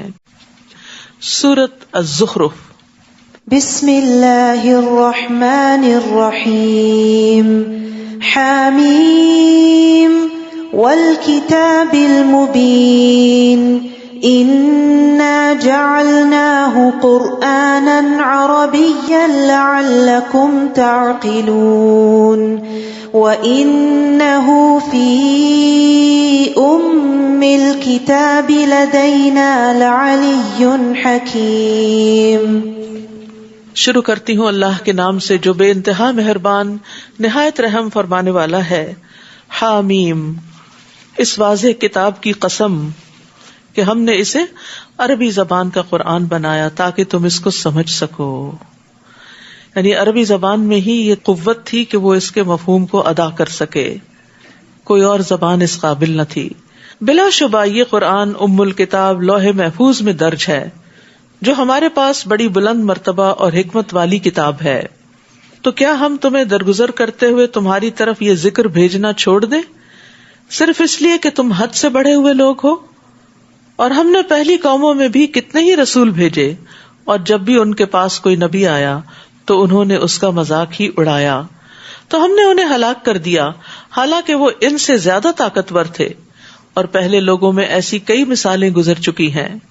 اور اگر آپ ان سے پوچھیں کہ آسمانوں اور زمین کو کس نے پیدا کیا، تو یقیناً کہیں گے کہ انہیں اللہ نے پیدا کیا، جو بڑا زبردست اور سب کچھ جاننے والا ہے، جس نے تمہارے لیے زمین کو گہوارہ بنایا اور اس میں تمہارے لیے راستے بنا دیے تاکہ تم اپنی منزل تک پہنچنے کے لیے راہ پا سکو، اور جس نے ایک خاص مقدار میں آسمان سے پانی اتارا، پھر ہم نے اس سے مردہ زمین کو زندہ کر دیا، اس طرح تم بھی زمین سے نکالے جاؤ گے، یعنی قیامت آئے گی تو زمین سے اسی طرح تم بھی پیدا ہو جاؤ گے۔ اور جس نے تمام مخلوق کے جوڑے بنائے، نیز تمہارے لیے کشتیاں اور چوپائے بنائے جن پر تم سوار ہوتے ہو، تاکہ تم ان کی پشت پر جم کر بیٹھ سکو، پھر جب اس پر ٹھیک طرح بیٹھ جاؤ تو اپنے رب کا احسان یاد کرو اور کہو پاک ہے وہ ذات جس نے ہمارے لیے اسے مطیع کر دیا، اور ہم تو اسے قابو میں نہ لا سکتے تھے، اور بلا شبہ ہم اپنے رب کی طرف لوٹنے والے ہیں۔ تو سواری پر بیٹھ کر یہ دعا پڑھی جاتی ہے، سبحان الذی سخر لنا ھذا وما کنا لہ مقرنین وانا الی ربنا لمنقلبون۔ نبی صلی اللہ علیہ وسلم جب سواری پہ بیٹھتے تھے تو بسم اللہ پڑھتے، پھر الحمدللہ کہتے، پھر سبحان الذی سخر لنا پڑھتے، پھر سبحانک انی ظلمت نفسی فاغفر لی فانہ لا یغفر الذنوب الا انت۔ اور پھر یہ ہے کہ انسان جس بھی وجہ سے سفر کے لیے نکلے، اس سفر میں اپنے رب کو یاد کرتا رہے، یہ نہیں کہ صرف سواری پہ بیٹھتے ہوئے، سواری کے دوران بھی، بلکہ آپ اپنے بہت سے اذکار جو ہیں، جو دن کے آپ نے باندھی ہوئی ہیں تسبیحات، وہ سفر میں روزانہ کے رائڈ میں آتے جاتے ان کو مکمل کر سکتے ہیں۔ اور ان لوگوں نے اللہ کے بندوں میں سے بعض کو اس کا حصہ بنا ڈالا، جز بنا ڈالا۔ بلا شبہ انسان صریح احسان فراموش ہے۔ کیا اس نے اپنی مخلوق میں سے اپنے لیے بیٹیاں پسند کی اور تمہیں بیٹوں سے نوازا؟ اور جب ان میں سے کسی کو وہ خوشخبری دی جائے جسے یہ رحمان سے منسوب کرتے ہیں، یعنی لڑکی کی، تو اس کا چہرہ سیاہ پڑ جاتا ہے اور وہ غم سے بھر جاتا ہے۔ کیا اللہ کے لیے وہ اولاد ہے جو زیور میں پرورش پاتی ہے اور بحث اور حجت میں اپنا مدعا بھی واضح نہیں کر سکتی؟ اور ان لوگوں نے فرشتوں کو جو رحمان کے بندے ہیں عورتیں قرار دے دیا۔ کیا یہ ان کی پیدائش کے وقت موجود تھے؟ ان کی ایسی شہادت ضرور لکھی جائے گی اور ان سے باز پرس بھی ہوگی۔ جس پہلے میں نے عرض کیا تھا نا کہ اہل عرب کا عقیدہ یہ تھا کہ اللہ سبحانہ وتعالیٰ نے جنوں کے ساتھ رشتہ ازدواج قائم کیا اور پھر ان سے بیٹیاں پیدا ہوئی، نعوذ باللہ، فرشتوں کی شکل میں، اور کہتے ہیں کہ اگر رحمان چاہتا تو ہم ان کی عبادت نہ کرتے۔ انہیں اس مشیت الہی کا کچھ علم نہیں، یہ محض اٹکلیں دوڑا رہے ہیں۔ کیا ہم نے انہیں اس سے پہلے کوئی کتاب دی تھی جسے وہ مضبوطی سے تھامنے والے ہیں؟ نہیں، بلکہ وہ یہ کہتے ہیں کہ ہم نے اپنے آباء و اجداد کو ایک طریقے پر پایا اور ہم انہی کے نقش قدم پر چل رہے ہیں۔ اور اسی طرح ہم نے کسی بستی میں جو بھی ڈرانے والا بھیجا تو اس بستی کے خوشحال لوگوں نے یہی کہا کہ ہم نے اپنے آباء و اجداد کو ایک طریقے پر پایا اور ہم ان کے نقش قدم کی پیروی کر رہے ہیں۔ وہی بات ہر قوم نے یہی بات دہرائی، ان کے پاس اس کے سوا کوئی دلیل بھی نہیں تھی اپنی غلط کاریوں کی۔ اس پر نبی نے کہا خواہ میں تمہارے پاس اس سے زیادہ صحیح راستہ لے کر آؤں جس پر تم نے اپنے باپ دادا کو پایا، تب بھی تم انہی کی پیروی کرو گے؟ وہ کہنے لگے جو پیغام دے کر تمہیں بھیجا گیا ہے ہم اس کے انکاری ہیں، چنانچہ ہم نے ان سے بدلہ لے لیا، تو دیکھ لو کہ جھٹلانے والوں کا انجام کیا ہوا۔ وَإِذْ قَالَ إِبْرَاهِيمُ لِأَبِيهِ وَقَوْمِهِ إِنَّنِي بَرَاءٌ مِّمَّا تَعْبُدُونَ، اور وہ وقت یاد کرو جب ابراہیم نے اپنے باپ اور اپنی قوم سے کہا جن کی تم بندگی کرتے ہو میں ان سے قطعاً بیزار ہوں، میں تو صرف اس کی بندگی کرتا ہوں جس نے مجھے پیدا کیا اور وہی مجھے راہ دکھائے گا۔ اور ابراہیم یہی بات اپنی اولاد میں پیچھے چھوڑ گئے تاکہ وہ اس کی طرف رجوع کریں، بلکہ میں نے انہیں اور ان کے آباء و اجداد کو زندگی سے فائدہ اٹھانے کا موقع دیا، یہاں تک کہ ان کے پاس حق اور کھول کر بیان کرنے والا رسول آ گیا، اور جب ان کے پاس حق آ گیا تو کہنے لگے یہ تو جادو ہے اور ہم اسے قطعاً نہیں مانتے۔ نیز یہ کفار مکہ یہ بھی کہتے ہیں کہ یہ قرآن 2 شہروں میں سے کسی بڑے آدمی پر کیوں نہ نازل کیا گیا؟ کیا آپ کے رب کی رحمت کو تقسیم کرنے والے یہ لوگ ہیں؟ دنیا کی زندگی میں ان کے سامان معیشت کو ان کے درمیان ہم نے تقسیم کیا ہے، اور کچھ لوگوں کو دوسروں پر فوقیت بھی دی ہے تاکہ وہ ایک دوسرے سے خدمت لے سکیں، اور آپ کے رب کی رحمت اس چیز سے بہتر ہے جو یہ جمع کر رہے ہیں۔ تو اس سے کیا پتہ چلتا ہے کہ اللہ سبحانہ وتعالیٰ نے لوگوں میں فرق رکھا ہے۔ نحن قسمنا بینہم معیشتہم فی الحیات الدنیا ورفعنا بعضہم فوق بعض درجات۔ تو اس سے ایک بات یہ پتہ چلتی ہے کہ اللہ کے ہاتھ میں ہی دین و دنیا کی دولت ہے۔ رسول اللہ صلی اللہ علیہ وسلم نے فرمایا یقیناً اللہ نے تمہارے درمیان تمہارے اخلاق کو اسی طرح تقسیم کیا ہے جس طرح تمہارے درمیان تمہارا رزق تقسیم کیا ہے، اور بے شک اللہ دنیا اس کو بھی دیتا ہے جس سے وہ محبت کرتا ہے، اور اس کو بھی دیتا ہے جس سے وہ محبت نہیں کرتا، لیکن ایمان صرف اس کو دیتا ہے جس سے وہ محبت کرتا ہے، اور جس کے لیے اللہ چاہتا ہے اس کو دین کی سمجھ عطا کرتا ہے۔ اور یہاں بعض کو بعض کا خدمت گار بنا دیا، تو یہ بھی اللہ تعالیٰ کی حکمت اور مسئلے سے ہے، یعنی ہر کوئی ایک دوسرے کے کام آئے۔ اگر ایک ہی شخص کو ساری کیپیبلٹیز مل جاتی تو پھر تو وہ سرکش ہو جاتا، وہ تو الہ ہونے کو ڈکلیئر کر دیتا، لیکن اللہ تعالیٰ نے انسانوں کے اندر جو کمزوریاں رکھی اور خادموں کو جو انسان کا ماتحت کر دیا، یہ سب انسان کے لیے ایک نشانیاں ہیں۔ اور اگر یہ اندیشہ نہ ہوتا کہ تمام لوگ ایک ہی دین یعنی کفر کی طرف مائل ہو جائیں گے تو ہم رحمان کے ساتھ کفر کرنے والوں کے گھروں کی چھتیں اور سیڑھیاں جن پہ وہ چڑھتے ہیں اور ان کے گھروں کے دروازے اور تخت جن پہ تکیے لگاتے ہیں، یہ سب چیزیں چاندی کی اور بعض سونے کی بنا دیتے۔ بعض اور بعض کیوں فرق کیوں؟ کیونکہ ورائٹی میں خوبصورتی ہوتی، صرف ایک ہی چیز جو ہوتی ہے وہ انسان اس سے تھک بھی جاتا ہے، تو سونا اور چاندی اس لیے دونوں کا ذکر آتا ہے۔ یہ سب کچھ محض دنیا کی زندگی کا سامان ہے، اور آخرت آپ کے رب کے ہاں صرف متقین کے لیے ہے۔ یعنی دنیا میں اگر کسی کو زیادہ بھی مل گیا اور دوسروں کو اس کے مقابلے میں کم ملا تو اس سے کوئی فرق نہیں پڑتا، کیونکہ یہ سب کچھ تو چلا جانے والا ہے۔ اصل میں چیز وہ بہتر ہے جو باقی رہنے والی ہے۔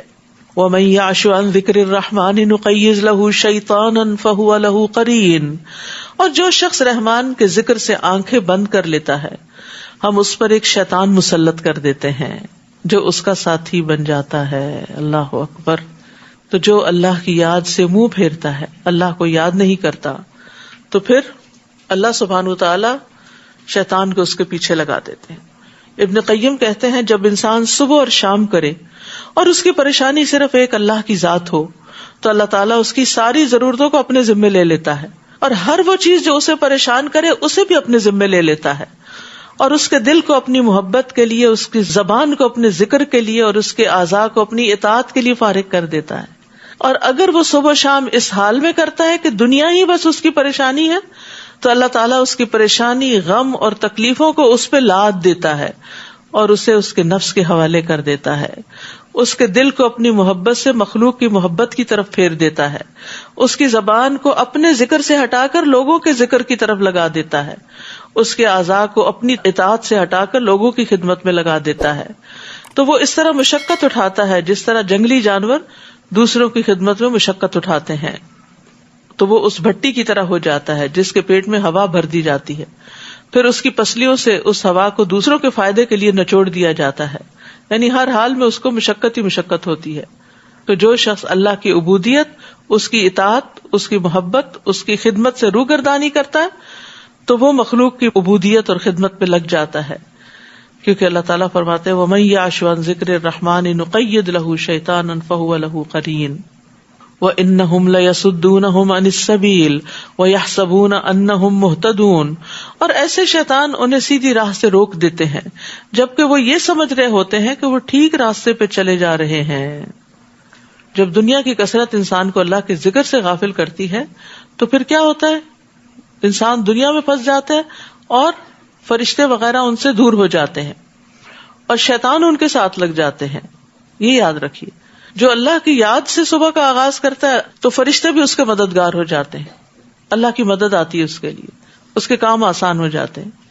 اور اس کے برعکس جو دنیا کی طرف جانے والا ہوتا ہے، غافل ہوتا ہے، تو وہ برائیوں کی طرف مائل ہو جاتا ہے۔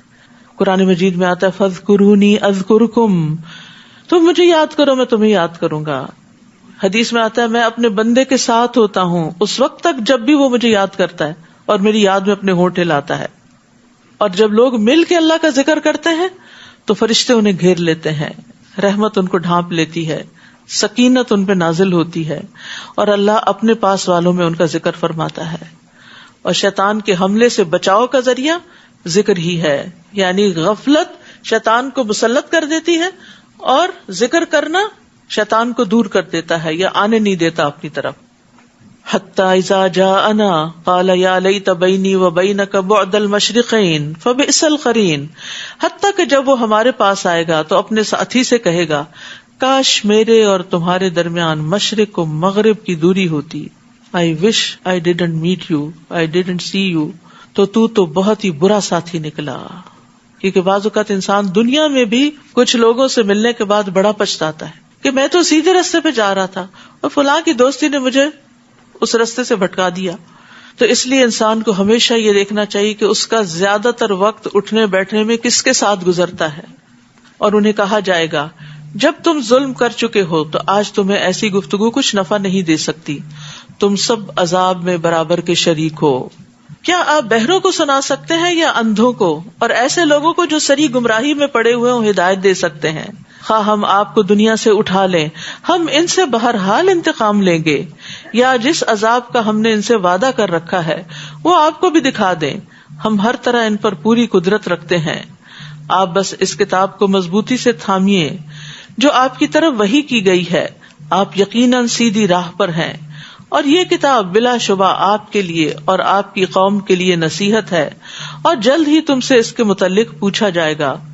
اور ہم نے آپ سے پہلے جو رسول بھیجے تھے ان سے پوچھ لیجئے کہ آیا ہم نے رحمان کے سوا کوئی اور الہ بنائے ہیں جن کی عبادت کی جائے؟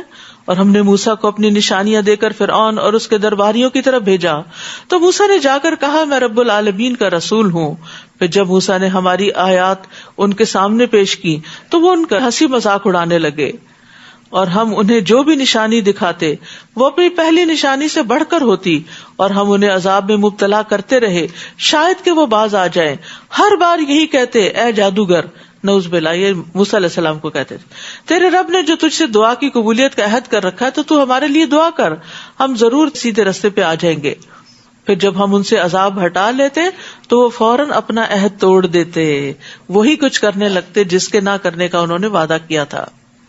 اور فرعون نے ایک دفعہ اپنی قوم کے درمیان پکار کر کہا اے میری قوم، کیا یہ مصر کی بادشاہت میری نہیں، اور یہ نہریں بھی جو میرے نیچے بہ رہی، کیا تمہیں نظر نہیں آتا؟ بھلا میں بہتر ہوں یا یہ شخص جو ایک ذلیل آدمی ہے اور بات بھی صاف طور پہ نہیں کر سکتا؟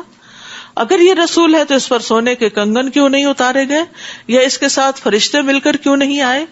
اس طرح اس نے اپنی قوم کو ہلکا کر دیا اور وہ اس کی بات مان گئے، وہ تو تھے ہی نافرمان لوگ۔ پھر جب انہوں نے ہمیں غصہ دلایا تو ہم نے ان سے انتقام لیا اور ان سب کو غرق کر دیا، پھر ہم نے انہیں پیچھے آنے والوں کے لیے پیش رو اور مثال بنا دیا۔ اور جب عیسیٰ ابن مریم کی مثال بیان کی گئی تو آپ کی قوم نے اس پر شور مچا دیا، کہنے لگے کیا ہمارے الہ اچھے ہوئے یا عیسیٰ؟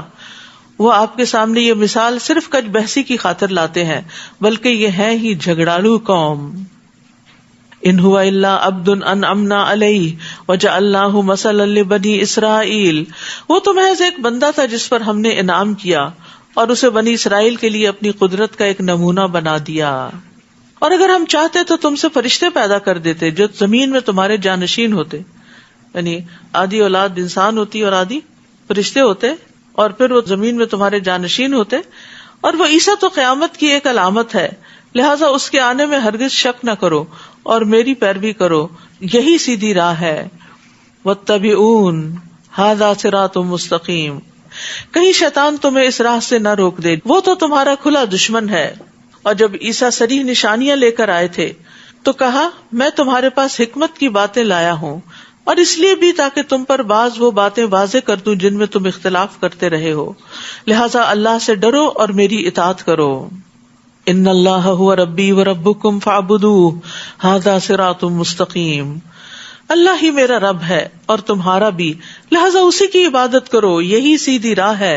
عیسیٰ علیہ السلام کا پیغام ہے یہ. پھر ان میں سے کئی گروہوں نے آپس میں اختلاف کیا، بس ایسا ظلم کرنے والوں کے لیے دردناک دن کے عذاب سے تباہی ہے.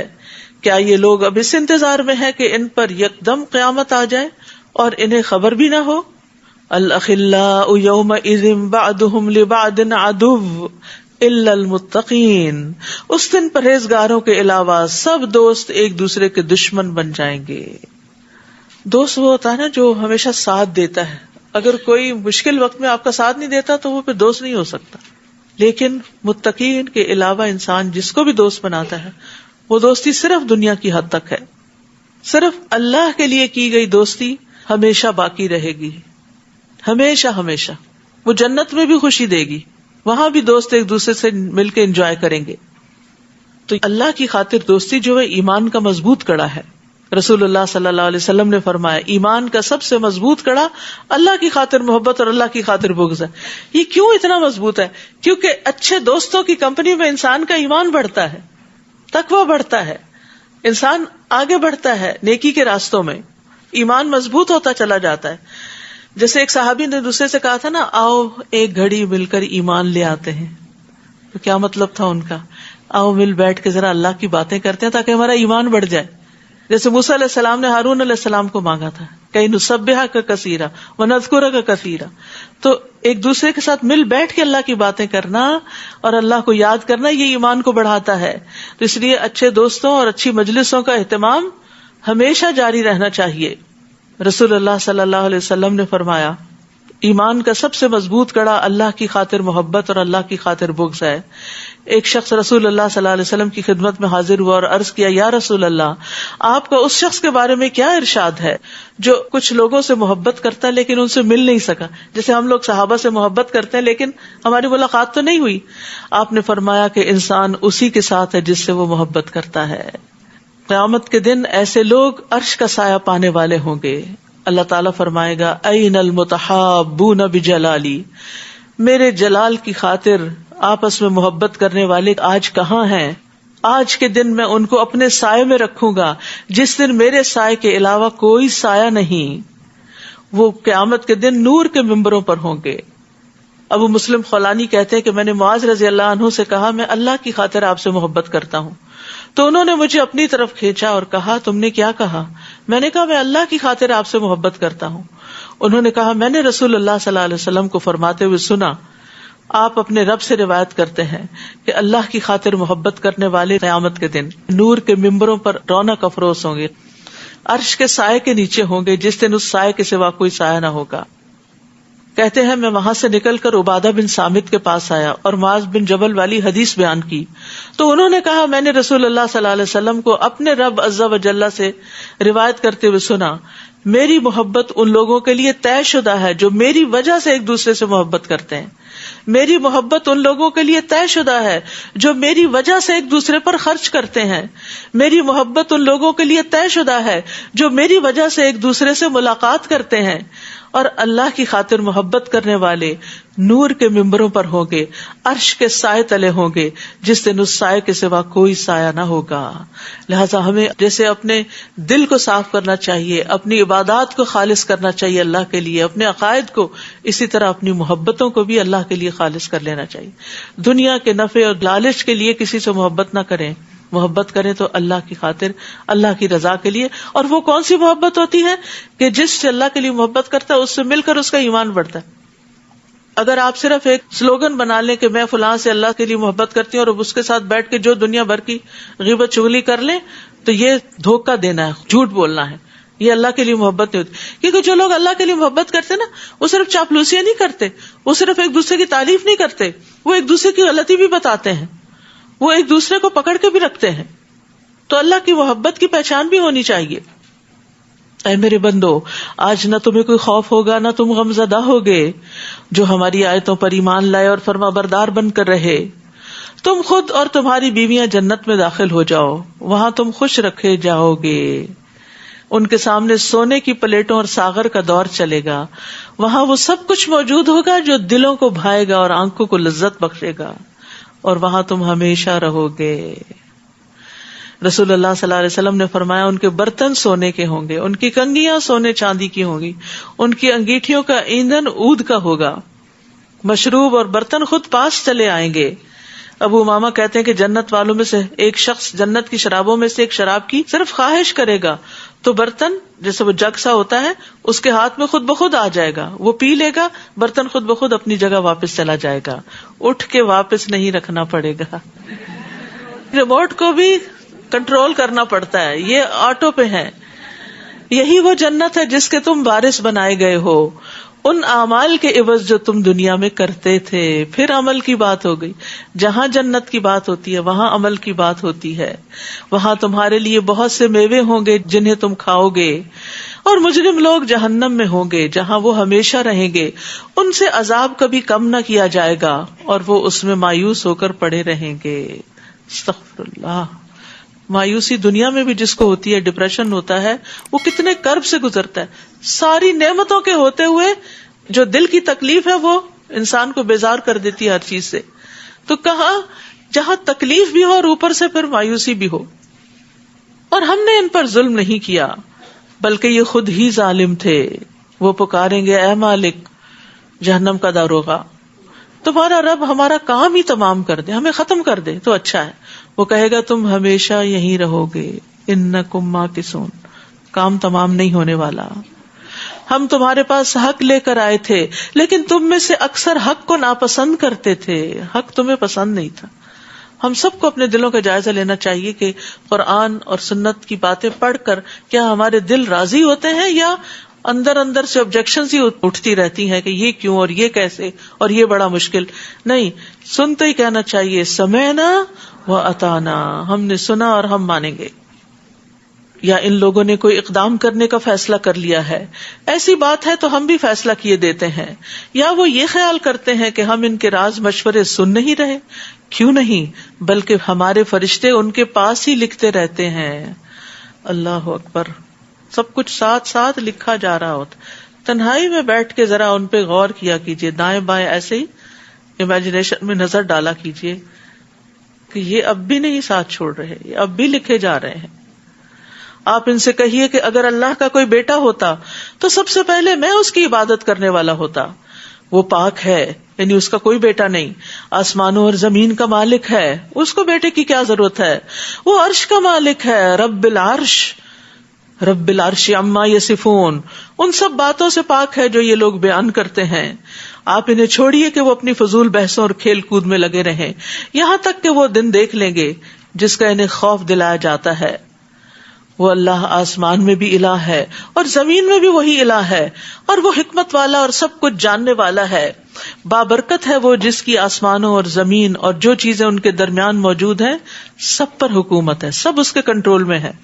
قیامت کا علم تو اسی کو ہے اور تم سب اسی کی طرف لوٹائے جاؤ گے. یہ لوگ اللہ کو چھوڑ کر جنہیں پکارتے ہیں وہ سفارش کا کچھ بھی اختیار نہیں رکھتے الا یہ کہ جس نے علم اور یقین کے ساتھ حق کی گواہی دی. اور اگر آپ انہیں پوچھیں کہ انہیں کس نے پیدا کیا ہے تو یقیناً کہیں گے کہ اللہ نے. پھر انہیں کہاں سے دھوکا لگ جاتا ہے. یعنی جب یہ مانتے ہیں کہ خالق اللہ ہے تو کیوں نہیں مانتے کہ مالک بھی وہی ہے اور معبود بھی وہی ہے. ایک سٹیپ اور آگے. اور قسم ہے رسول کے اس قول کی کہ اے میرے رب، اب یہ ایسے لوگ ہیں جو کبھی ایمان نہ لائیں گے. فاصفح عنہم وقل سلام فسوف یعلمون. لہذا ان سے درگزر کیجیے اور کہیے سلام ہو تمہیں، ان قریب انہیں سب کچھ معلوم ہو جائے گا. یہاں سلام سے مراد سلامتی بھیجنا نہیں بلکہ بائے بائے کرنا ہے، بائیکاٹ کرنا ہے. سورۃ الدخان. بسم اللہ الرحمن الرحیم. حامیم والکتاب المبین. حامیم، اس واضح کتاب کی قسم.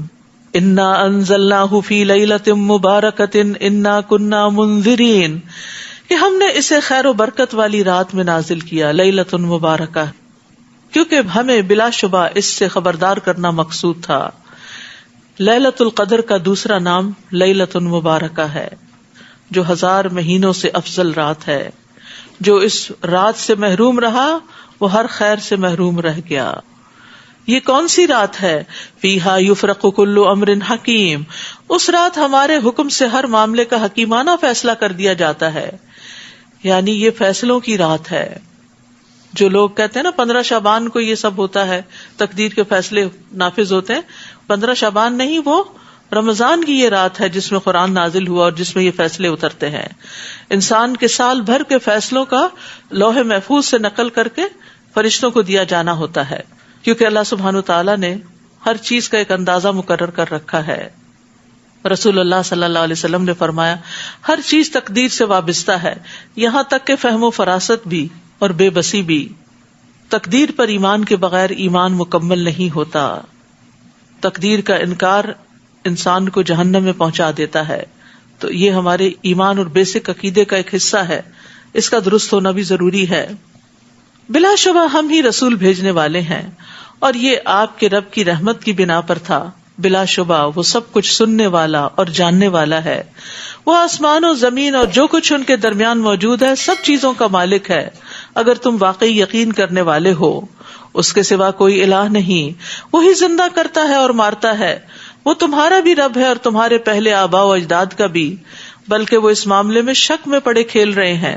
سو آپ اس دن کا انتظار کیجئے جب آسمان سے صریح دھواں ظاہر ہوگا، یعنی قرب قیامت میں جو لوگوں پر چھا جائے گا. یہ دردناک عذاب ہوگا. اس وقت لوگ پکار اٹھیں گے، اے ہمارے رب ہم سے عذاب کو دور کر دے، ہم ایمان لاتے ہیں. لیکن یاد رکھیے کہ جب بڑی نشانیاں ظاہر ہو جائیں گی تو ایمان لانا فائدہ نہ دے گا.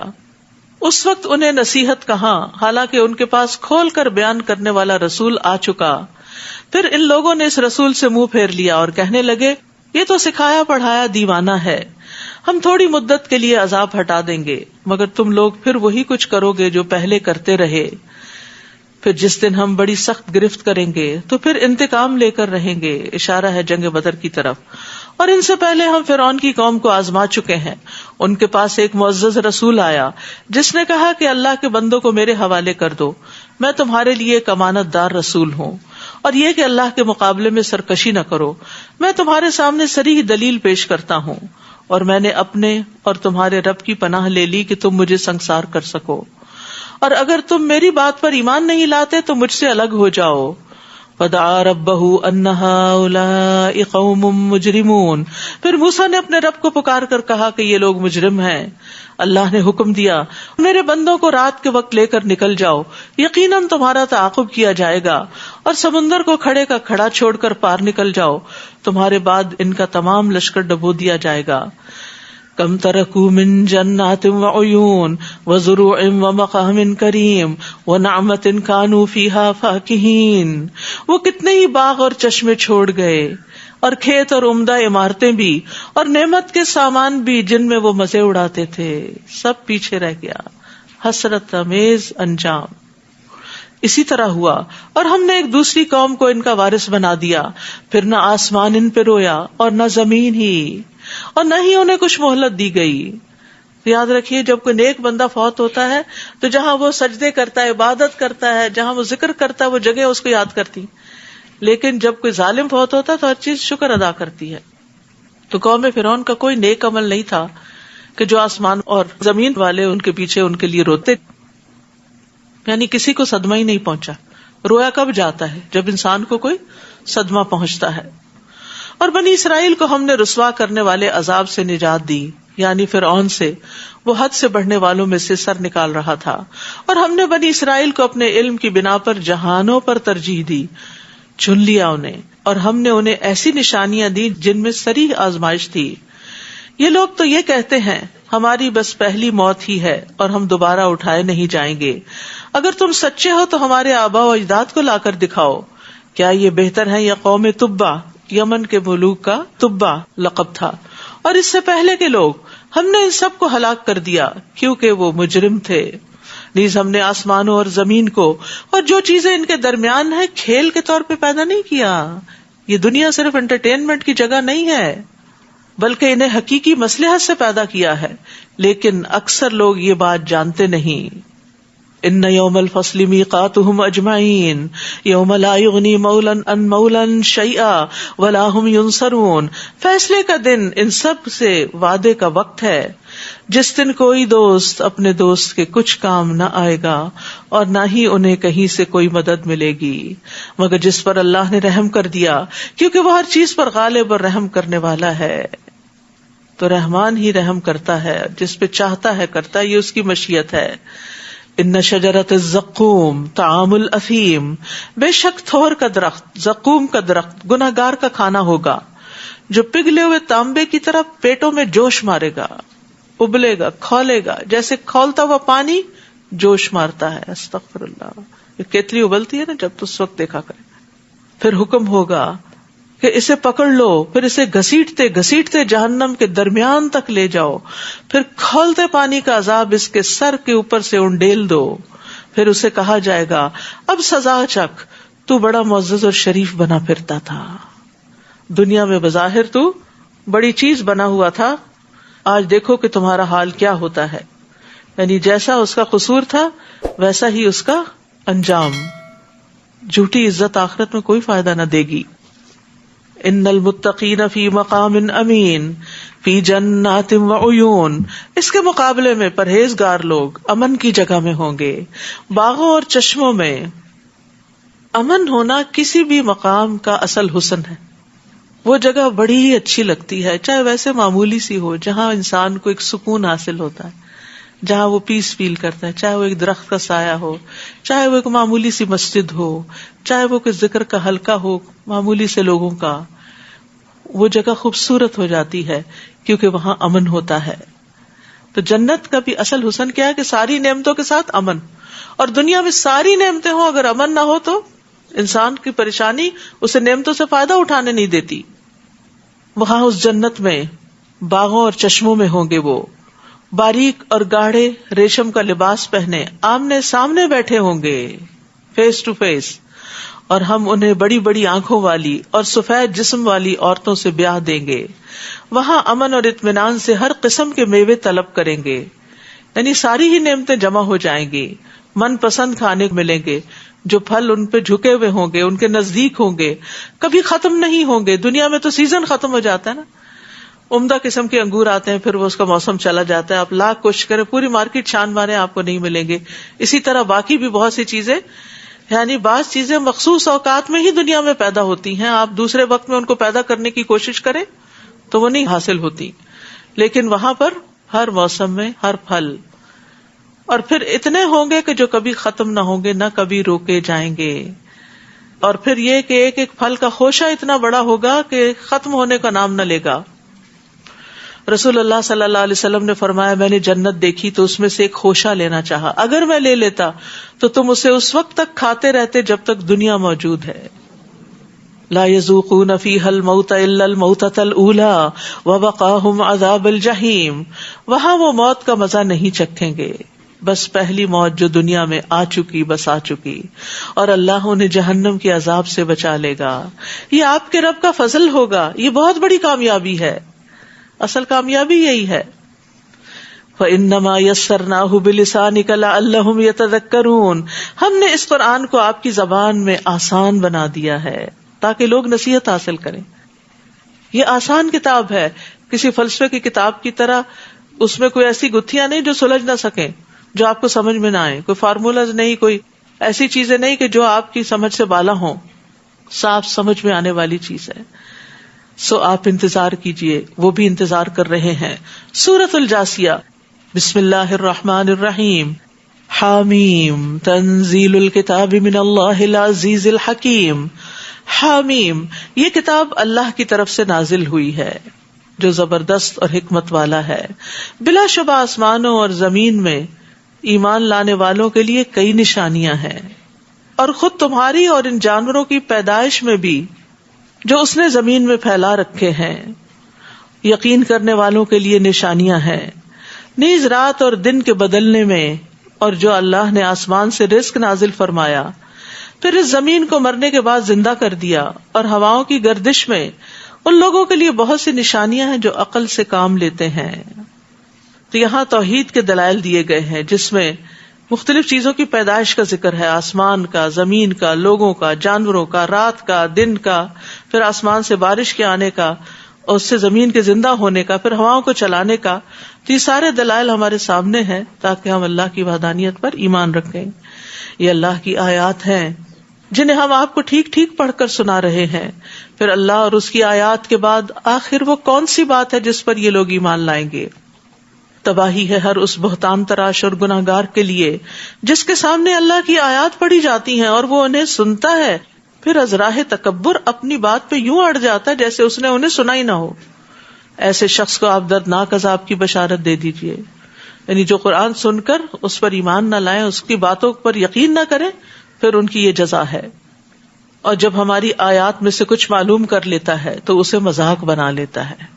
ایسے لوگوں کو ذلت کا عذاب ہوگا، پھر اس کے بعد ان کے لیے جہنم ہے، اور جو کچھ انہوں نے دنیا میں کمایا نہ تو وہ ان کے کچھ کام آئے گا اور نہ وہ جنہیں انہوں نے اللہ کے سوا کارساز بنا رکھا تھا، اور انہیں بڑا سخت عذاب ہوگا. یہ قرآن تو سراسر ہدایت ہے، اور جو لوگ اپنے رب کی آیات کے منکر ہیں ان کے لیے عذاب ہے دردناک عذاب میں سے. اللہ ہی ہے جس نے سمندر کو تمہارے تابع کر دیا تاکہ اس کے حکم سے اس میں کشتیاں چلیں، اور تم اس کا فضل تلاش کرو اور اس کے شکر گزار بنو. یعنی یہ سب کچھ اللہ نے ایک حکمت اور مصلحت کے تحت پیدا کیا، اور جو کچھ آسمانوں میں ہے یا زمین میں سب کچھ ہی اس نے تمہارے لیے کام پر لگا رکھا ہے. غور و فکر کرنے والے لوگوں کے لیے اس میں بہت سی نشانیاں ہیں. جو لوگ ایمان لائے ہیں آپ انہیں کہہ دیجئے کہ جو لوگ اللہ کی طرف سے برے دن آنے کی توقع نہیں رکھتے ان سے درگزر کریں، تاکہ اللہ اس قوم کو اس کی کمائی کا بدلہ دے دے. جس نے کوئی اچھا عمل کیا وہ اسی کے لیے ہے، اور اگر برا کرے گا تو اسی پر ہے. پھر تم سب اپنے رب کی طرف لوٹائے جاؤ گے. ہم نے بنی اسرائیل کو کتاب، حکومت اور نبوت دی، اور انہیں پاکیزہ چیزوں سے رزق دیا، اور دنیا بھر کے لوگوں پر فضیلت دی. نیز انہیں دین کے واضح احکام دیے.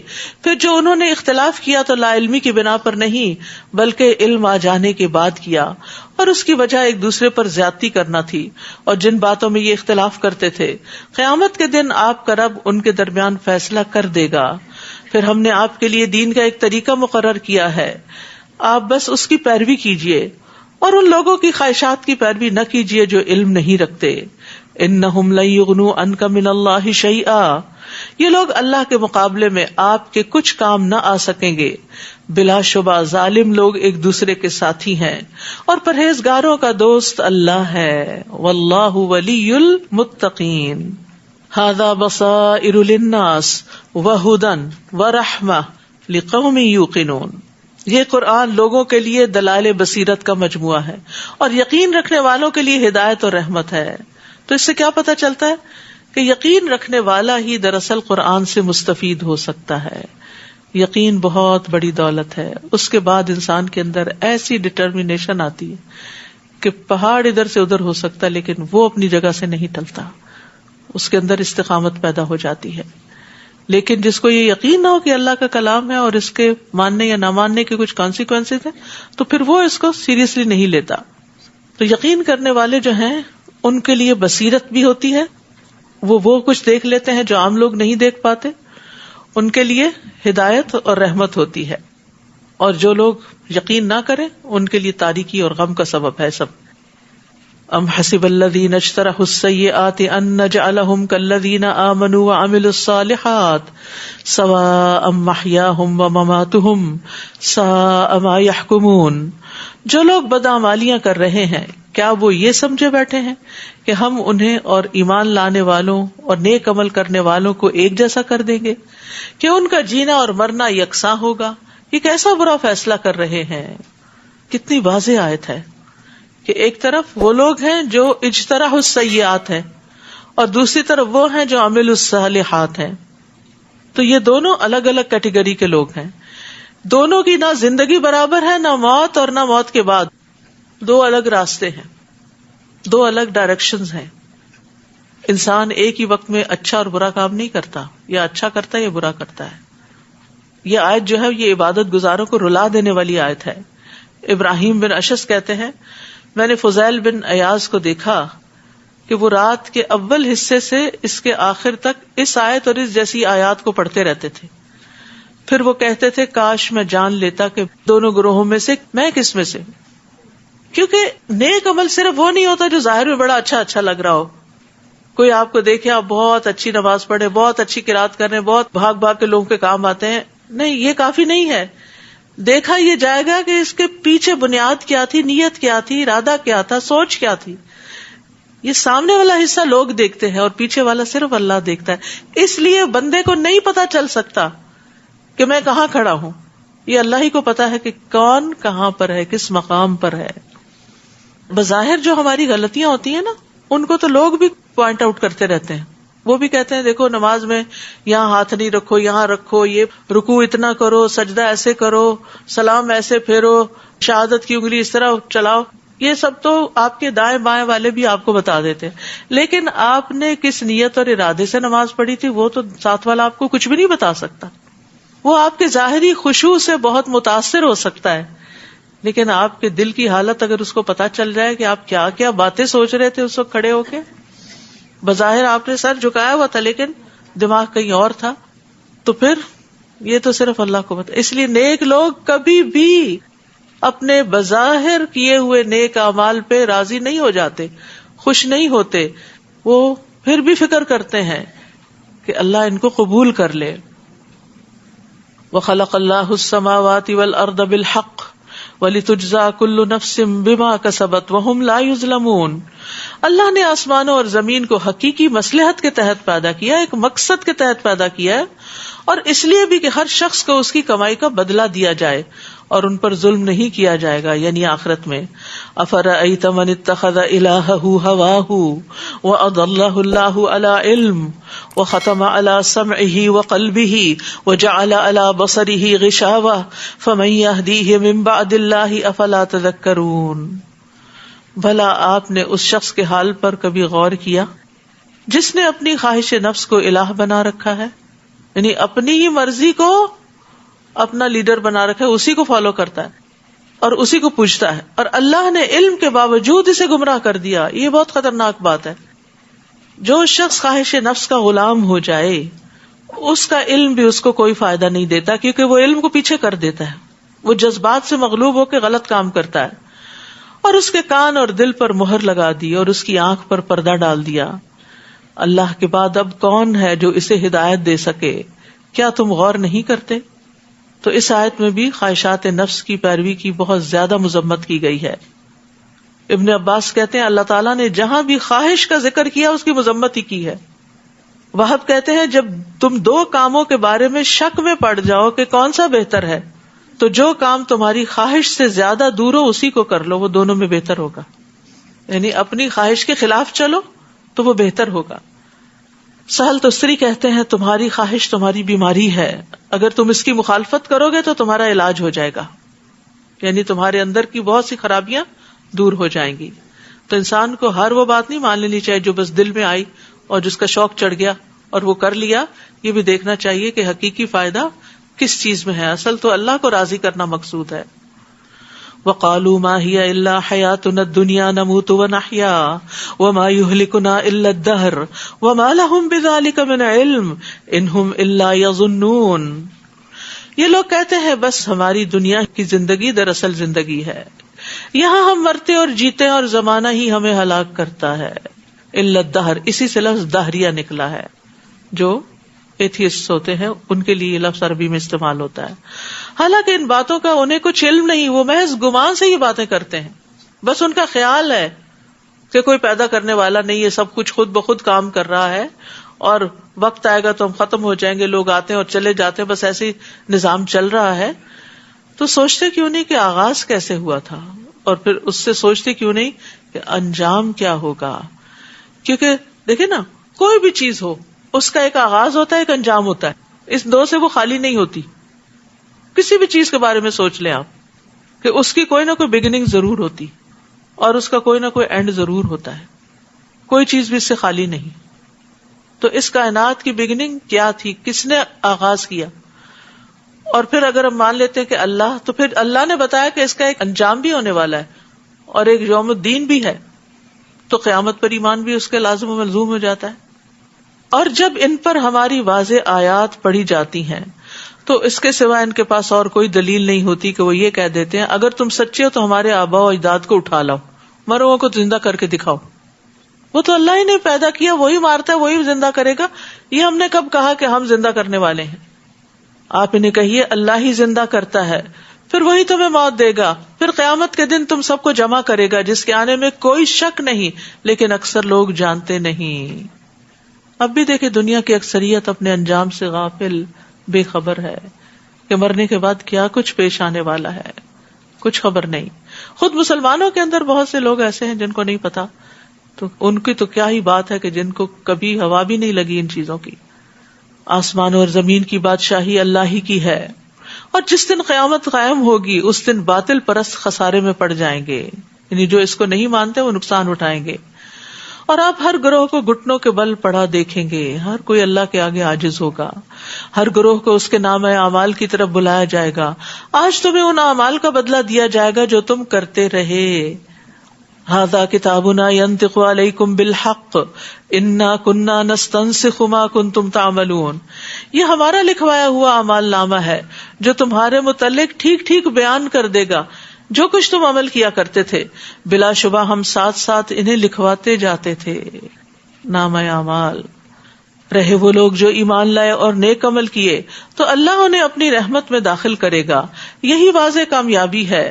اور جن لوگوں نے کفر کیا انہیں کہا جائے گا کیا تمہیں میری آیات پڑھ کر نہیں سنائی جاتی تھی، مگر تم اکڑ گئے اور تم تھے ہی مجرم لوگ.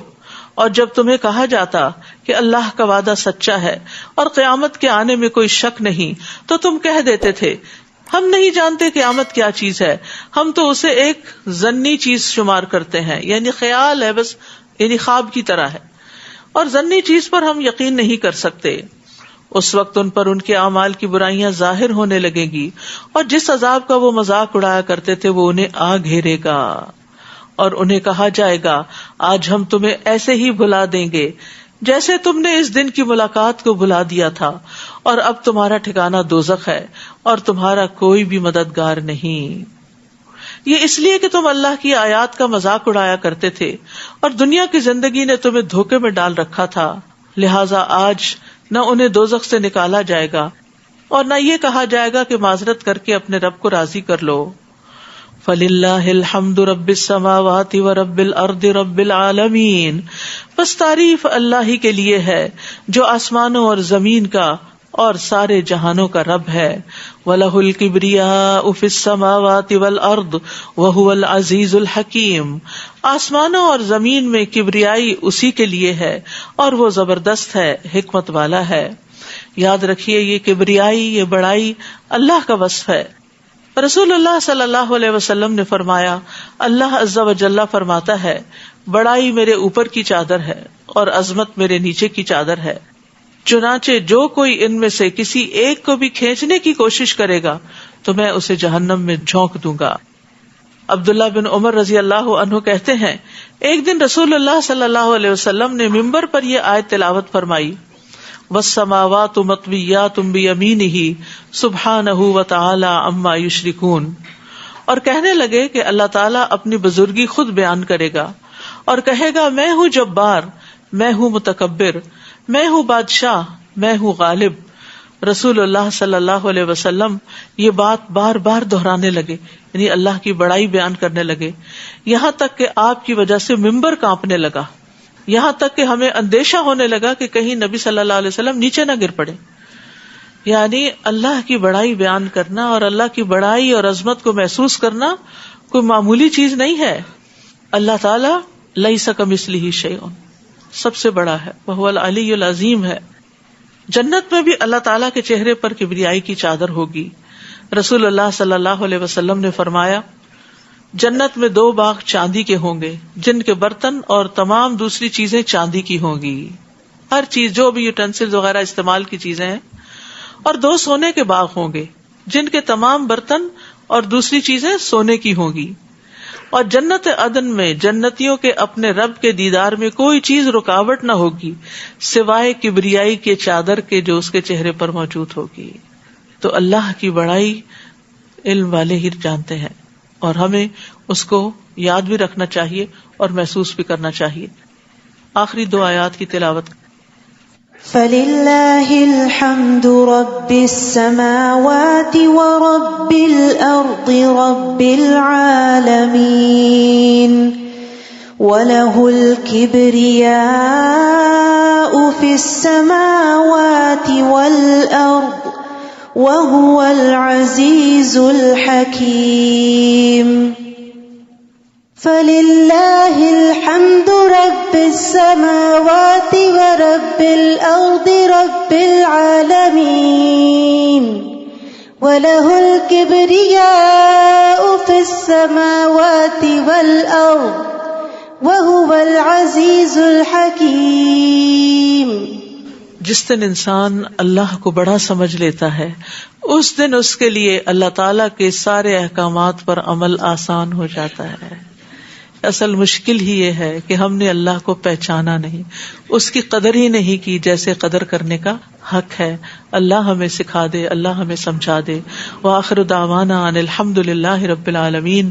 قرآن مجید کو بہترین طریقے سے پڑھنا آپ کے لیے، آپ کے بچوں کے لیے بہت ضروری ہے.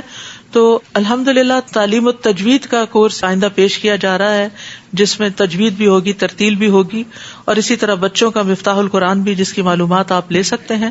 اور باقی یہ کہ یہ قوما کی دعائیں ہیں، اللہ تعالیٰ کی حمد کی، یہ بھی آپ پڑھ سکتے ہیں جب ربنا ولک الحمد کر کے کھڑے ہوتے ہیں. رکوع اور سجدے کی بھی اویلیبل ہیں. سبحانک اللہم وبحمدک اشہد ان لا الہ الا انت استغفرک واتوب الیک. السلام علیکم ورحمۃ اللہ وبرکاتہ.